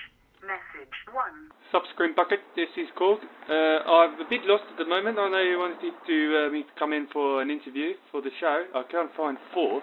I think he's gone off with some Guardians of the Galaxy or something. But I'm from a galaxy too, so I think that's quite rude. I've been left the ruling of Norway now. Oh God. Can you please tell me what flat number you are so I can come up and you can give me some beer and maybe we can play some FIFA or something. Alright, nice one. Take it easy. Okay, so we've been talking about MCU, the Marvel Cinematic Universe, that's now Phase 3 has come to an end, is that right? Phase 3 is at an end now, yeah. Yeah, so it's all new from here. But when people talk about Marvel, there's a wider, longer history than people give it credit for. Rob? Yeah. Well, I want to kick this off with one of the older ones. We're going back to the 90s. A time of the Matrix, a time of big, long leather dusters, cool sunglasses, that sort of thing. And so hot off the heels of the Matrix came something with a very similar style from, I can't recall the director. Who's the director? Stephen Norrington. Stephen Norrington. 1998, Blade, Wesley Snipes. This was before the Matrix, wasn't it? Just before, It was before the Matrix, for What sure. was the Matrix? It was before the 99. Matrix. I thought Matrix was Before 97. Canary. You sure? Yes, very much sure. I believe Matrix came out in 2001. Am I correct? No, Matrix came out in 99. But that's, so late 90s when fashion was stupid. It was very, very stupid. But the Blade is an interesting film because it's something where if you're watching it and you're 10 years old and it's the end of the 90s, it's the coolest film that has ever been made. Blade was incredible as a kid. I mean, that opening scene, you've got the rave going on, the vampire rave, and the blood comes from the blood ceiling. orgy. The guy is panicking, he's running around, he's crawling across the floor, people are kicking the living daylights out of him, and then he gets to some boots, and the boots belong to Blade, and he begins to kill. A half vampire bounty hunter. Yes. A bounty hunter. Bounty hunter. Dominique, have you seen Blade? Yes, I've seen all three. Oh, well, you say that like you don't like it. Watch Blade 3 and Ryan Reynolds will agree with me. Well, Blade 1, I think Blade 2 might be one of the best films. Blade 2's brilliant. How Blade that whole 2's thing good. with Whistler, with his friend, the person who nursed him when his mother was allegedly killed. Yeah, he's got a kind of someone who trained him up to be the vampire hunter that he is. Saw his potential. Danny John Jules playing a ninja. The other one from Blade is the Punisher series. Yep. Very similar kind of vibe. Similar kind of time as well. Yes. It depends which one you're on about. I suppose the first one was 89, wasn't it? Yes. That's the one you like. No. No? No, so I don't dislike it. I like the the first one with Thomas Jane, and I like the TV series. John Bernthal. Agreed, 100% agreed. I don't like 89, and I don't like Warzone. No, 2004 with Thomas Jane, that is great. It's a good one. That's Yeah. solid. Crazy Russian guy, right? Yeah, that's played by Kevin Nash. Yes. The wrestler Kevin Nash. Yeah. Really? Yeah, man. Yeah, big blonde Yeah. Russian dude. And Takes a pot of boiling water to the face. Yeah. And it's got one of my favourite little torture scenes as well. Oh, with the ice lolly. The ice lolly. Oh, yeah. Amazing. Yeah. That's another film that's been forgotten probably until the TV series. I'd say the Punisher was one of those characters that just got brushed off. Yeah. Because it wasn't family friendly. Always at odds with Spider-Man. Yeah, because they're both New Yorkers. They're both aren't New they? York, but they're complete opposite ends of the spectrum. Yeah. Which reminds me of another New Yorker. Well, what are you talking about? What are you going to talk I about? was going to say, I wonder how the Punisher would act against 70s Spider-Man. Right. Yeah. So it's the 70s series, which to anybody listening, if you haven't heard of this, please go and watch the trailer for the 70s TV show. Just the intro. For Spider-Man. It has the best music. It has an outline glowing spider. It's great. It's really poor. It's so poor it's good. Yeah. And the thing about it is it's real dear to me because I think like my grandma had it on video. Okay. So I remember watching it as a kid and being like, this is great, not aware of how bad this thing is. But like, yeah, great. The costume looks ridiculous. It's crazy. Someone has got a pillowcase, painted it red, and then just cut some eye holes out and stuck some polarised sunglasses behind it or something. It's really poor, but it's got that special DIY feel to it. I guess. It's the 70s though. It's true. It does look like a cop drama. A really bad cop drama. Yeah. Really bad Starsky. It has that vibe. So Dominique, we just showed you the trailer for a clip from Howard the Duck. Howard the Duck, 1986. I actually haven't seen it, so when they showed me the trailer, all I could think was how creepy it is, and it just made me give a flashback to Goosebumps with the freaking live puppet. And I hate that puppet. So it reminds me of the puppet. Oh, did it win a Razzie Award? I think it did. It was nominated for 7 and it won 4. Oh my god. Howard the Duck, I think, might be George Lucas's first Jar Jar Binks.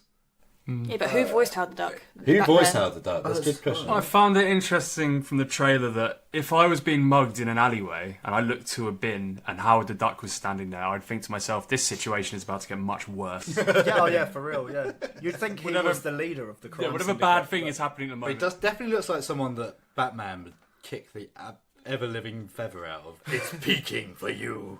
Oh, man. Yeah, shut up. I'm a writer. So, what were you going to say? Was there another one? Well, the passing glance at Ben Affleck's Daredevil, what a steaming pile of cow dung that was. Daredevil, yes. But then that brought on to Elektra with Jennifer Garner, Yeah. which followed on from Daredevil. What did you think of that? I saw it when I was younger, so I liked it because of, I got to see a female superhero kicking ass. Oh, it's good. It's good. Is Elektra a superhero? That's it. I've always thought this. I've never been sure. She's an anti-hero, if I'm going to be honest. She's like a Wolverine Deadpool-y sort of. Yeah. Oh, okay. She was trained as an assassin. So I never really looked into Elektra as a character. You see her on the Daredevil introduced her a bit in season 2. Yeah. On the Netflix series. That's the series I fell asleep during. I love that. Picked up in season 3 when they Because got in season Bullseye. 2 you got Punisher and his scene in the jail was one of my That's favourites. the only parts of Daredevil that I watched was the bits with the Punisher in. But then they're kind of what they're doing when season 2 was at the end for Elektra. They're doing the way the comic books did it. And I thought that was pretty cool because normally people get inspired. We don't actually physically copy or do very similar ways of how the comic does it. So they're bringing it quite to life. Hollow Dell Media's Screen Bucket with Adam and Rob. So next, I got a quiz for the boys Okay. to test their Marvel MCU knowledge. Pen and paper at the ready. Before we start, who's more likely you think is going to win this round? Probably Matt by the sounds of it. Yeah, Matt's going to Ooh, win. That's spicy. That's spicy, yeah. I mean, I'm going to try my best. Wow. Have we got team names? Do we have team names? Good question. Good. Go choose your favourite MCU superhero, and that will be your team name. Okay, I've already got mine. What's yours? My team name is Leaving You Thor. Wow, there we go. So, I'll be called Old Man Bogan. No, that's not MCU. That's not MCU. How dare you? Okay, I'll be Iron Flan. Okay. I was going to do Iron Adam. The Incredible Bulk. and Narok. I was just thinking that. Right. Yeah, I'm Adnarok. I can't wait. This better be the greatest quiz. Oh, it will be. I hope so. This was Quiz. Right, so you can play along at home. Is that right? yeah, playing along at home. So you're with questions and then we'll I'll give read the all answer at the end. Yeah, exactly. So I thought to be fair to all the boys and give a bit of a flashback, I thought I'd give you an easy one. So for the first question, it is name the 3 actors who have played Spider-Man. First and last name, not just the first name. Oh, Dickens. Oh, Snuffleupagus. Oh. Ha! I remember all 3! Ha! Yeah, Right, move on. Okay, so next question is, because we were talking about this earlier, what was the UK release date for the first Iron Man film? Oh my god. Is that just the year, or...? That is the year, the month, and the date. Whoa! Closest wins. Closest wins. Alright, okay. Come on, boys, you saw this in the cinema. Yes, 15 million years ago. See, I'm allowed to get this one wrong. I don't know. Fetus. Question number 3. Who directed The Avengers? That came out in 2012. Or Avengers Assemble. Avengers Assemble. Yeah. Yes. Cool. Yeah. Okay. I got one. Nailed that one. According to Vulture.com, who is the number 1 couple in the Marvel movie franchise? Ooh. It's very non-specific, isn't it? In the Marvel movie franchise. Yep. And the answer's MCU. MCU. Okay, right. Yeah, no, man. There's one or the other, and I'm going with... Okay, sorry, next. You all good? Yeah. Alright, this one's going to feature a quote in this. So name the 3 characters that are in this quote. I can't do impressions, by the way. I'm going to ask you this one time. Where is Gamora? Yeah, I'll do you one better. Who is Gamora? And I'll do you one better. Why is Gamora? Wait, so what were you doing? Name the 3 characters that are in that quote. Nailed it. Nailed This is it. one of my favourite quotes. What the Okay, this is gonna pick your brains. Number 6. How many solo movies in total consist of the core team of the Avengers? Core team. Original film Avengers, yeah? From like Avengers Assemble. Cool. Wait, how many films are they in? Right, how many solo films? Yeah. Oh. In total. Shut up. Does that count Guardians of the Galaxy because there's loads of them? No. It doesn't. They're not cool. That's not cool. Okay. Ooh. Oh, yeah. Alright, Yep. ready for the next one? Yep. What Marvel movie was number 1 in 2018? Ooh. That's a trick. It's got to be right. No, it wasn't. No. Shouldn't be.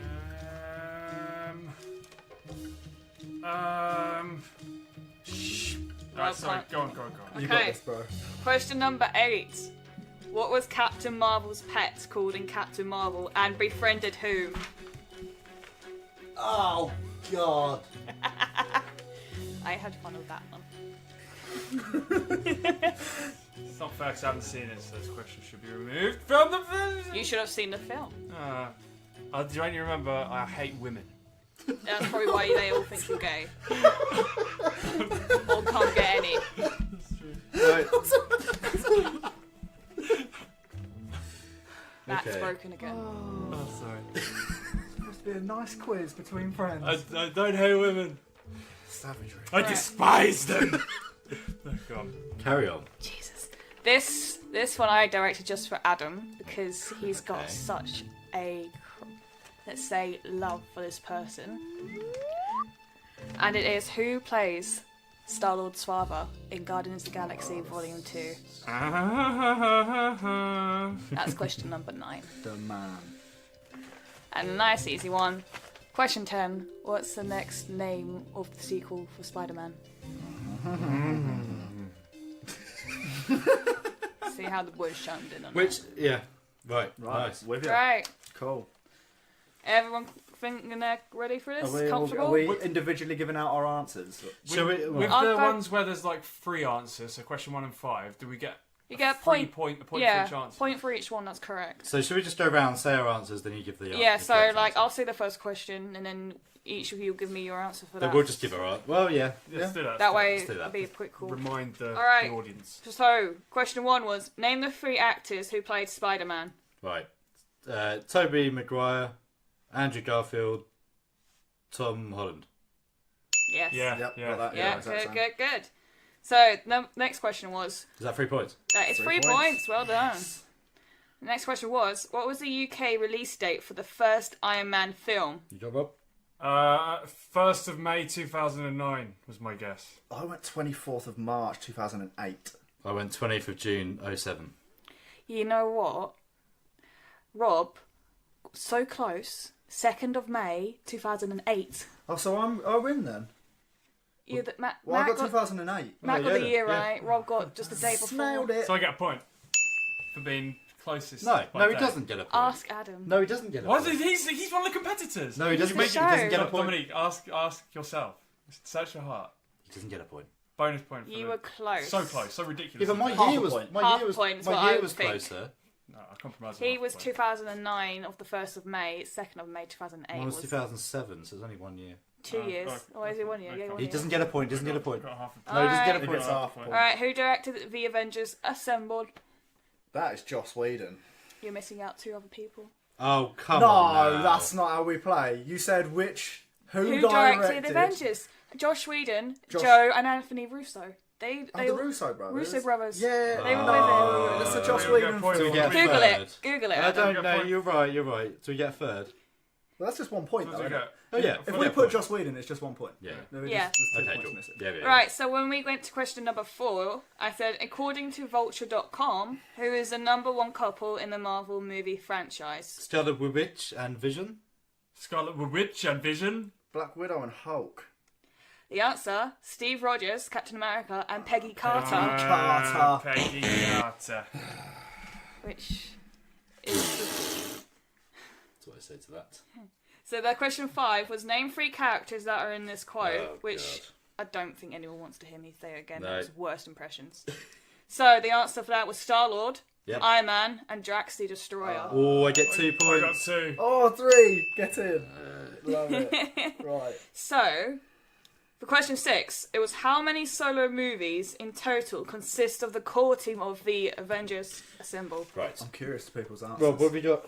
10. Oh, hold on. Are we doing it individually or we're doing it in total? I like to do it like so. Like we added it all. You added it all up. I'm hoping, and then you've told me. Because I've got 11. If I'm adding more. Oh, up. I've got 11 as well. I've got 3 Iron Man, 3 Thor, 3 Cap, and 2 Hulk. Yep. Why does the first Hulk count? No, it doesn't count. First one doesn't count.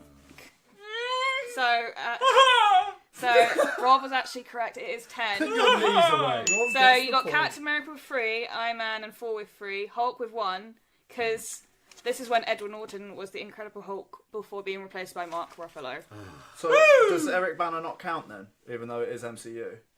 Eric Banner, nah. Sure about that? 'cause It's not in that. It's not in that region of the core I of guess Avengers it's not. It's a Assemble. completely different story, isn't it? It's a remake, wasn't it? Yeah, So- I'll accept that. So we get. We just get no points. You get no points, That's but fine. Rob I gets guess the I point. think You I get a big got old 1 point. I got 1 point. Big So- old point, Put your Monfort. smug knees away. So I think everyone will know this. For question 7, it was what Marvel movie was number 1 in 2018? Ant-Man and the Wasp. I'm joking, it was Infinity War, surely. Infinity War? Infinity War. Wrong. Black Panther. Yeah, see, that's what I mean. I knew it was a trick question. I started typing Black Panther. Do you know what? I may have thought Black Panther, but my brain wouldn't let me write it. So I wasn't sure either. So I was thinking, let's look at the stats to see, and it was actually Black Panther. That's interesting. Yeah, makes sense though. Does, yeah. So question 8, I didn't expect Rob to know it. What was Captain Marvel's pet called in Captain Marvel and befriended whom? Matt, what do you think? I went with George and Nick Fury.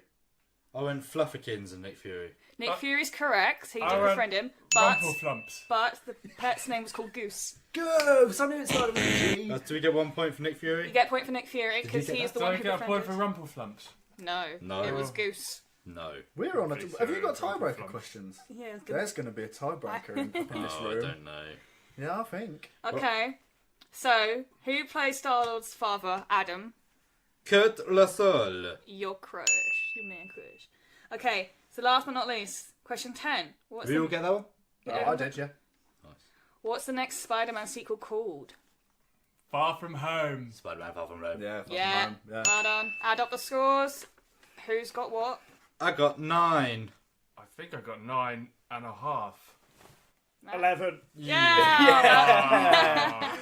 I'd just like to thank my fans. So in 11 years of Marvel films, you scored 11. Yeah. It's one for each year. Yeah. It's great. So what do you think of the quiz? That was a good quiz. Fantastic That was a solid Perfect quiz. I hope you play along at home. Yeah. Give us your answers and tweet. Yeah, let us know how much better at bloody quizzes you are. Yeah. Anyway, but that's the end of the show. Yeah. Cool. Well, thank you very much, Matt and Dominique. Thank you, guys. Yeah. We'll have to have you back on soon. It has been a pleasure. Definitely. Every time a Marvel film comes out, we'll get these guys on. Oh, yeah. Yeah. No? Yeah. Yeah, totally. But we've got to look something forward to. This is not Marvel related, though. What's that? Pokemon Detective Pokemon Pikachu. Detective Pikachu. Ryan Reynolds. Finally. Oh, yeah. Yeah. Look at what you've done to the... Look what you just did.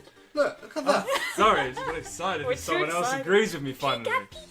We'll go pub then, mate. Yeah, we'll go pub. Yeah, sweet. Sounds good. That'll do. Anyway, right, cool. You make sure to follow us at @screen_bucket on Twitter and North Herts FM at North Herts FM on Twitter and Instagram. Can I plug? You can plug. Am I allowed to plug? You can plug. Okay, awesome. If anyone's listening... That's the end of the show. Yeah, you're straight. No, going on. Yeah, if anybody's listening, please go and check out my band, Electric Black. We have an album coming out at the end of the year, and it'd be awesome to see some of you guys at some shows. There we go. Do you want to plug anything, Dominique? Yeah, sure. This is not cool like Matt over here. But I do have an Instagram where I'm trying to branch out, and I will be featuring some Marvel cosplays into it. Ooh! And I think we got Sir Adam over here helping me out with something in the forgot future. He forgot. It's There okay. you go. But yeah, look forward to that. And my Instagram is @the Dominique Amor. Very good. Cool. Right then, that's us. We'll see you in a fortnight, everyone. Tally ho! And download the podcast if you want to hear the spoiler version. Ooh. We're getting in depth. Screen Bucketeers, disassemble.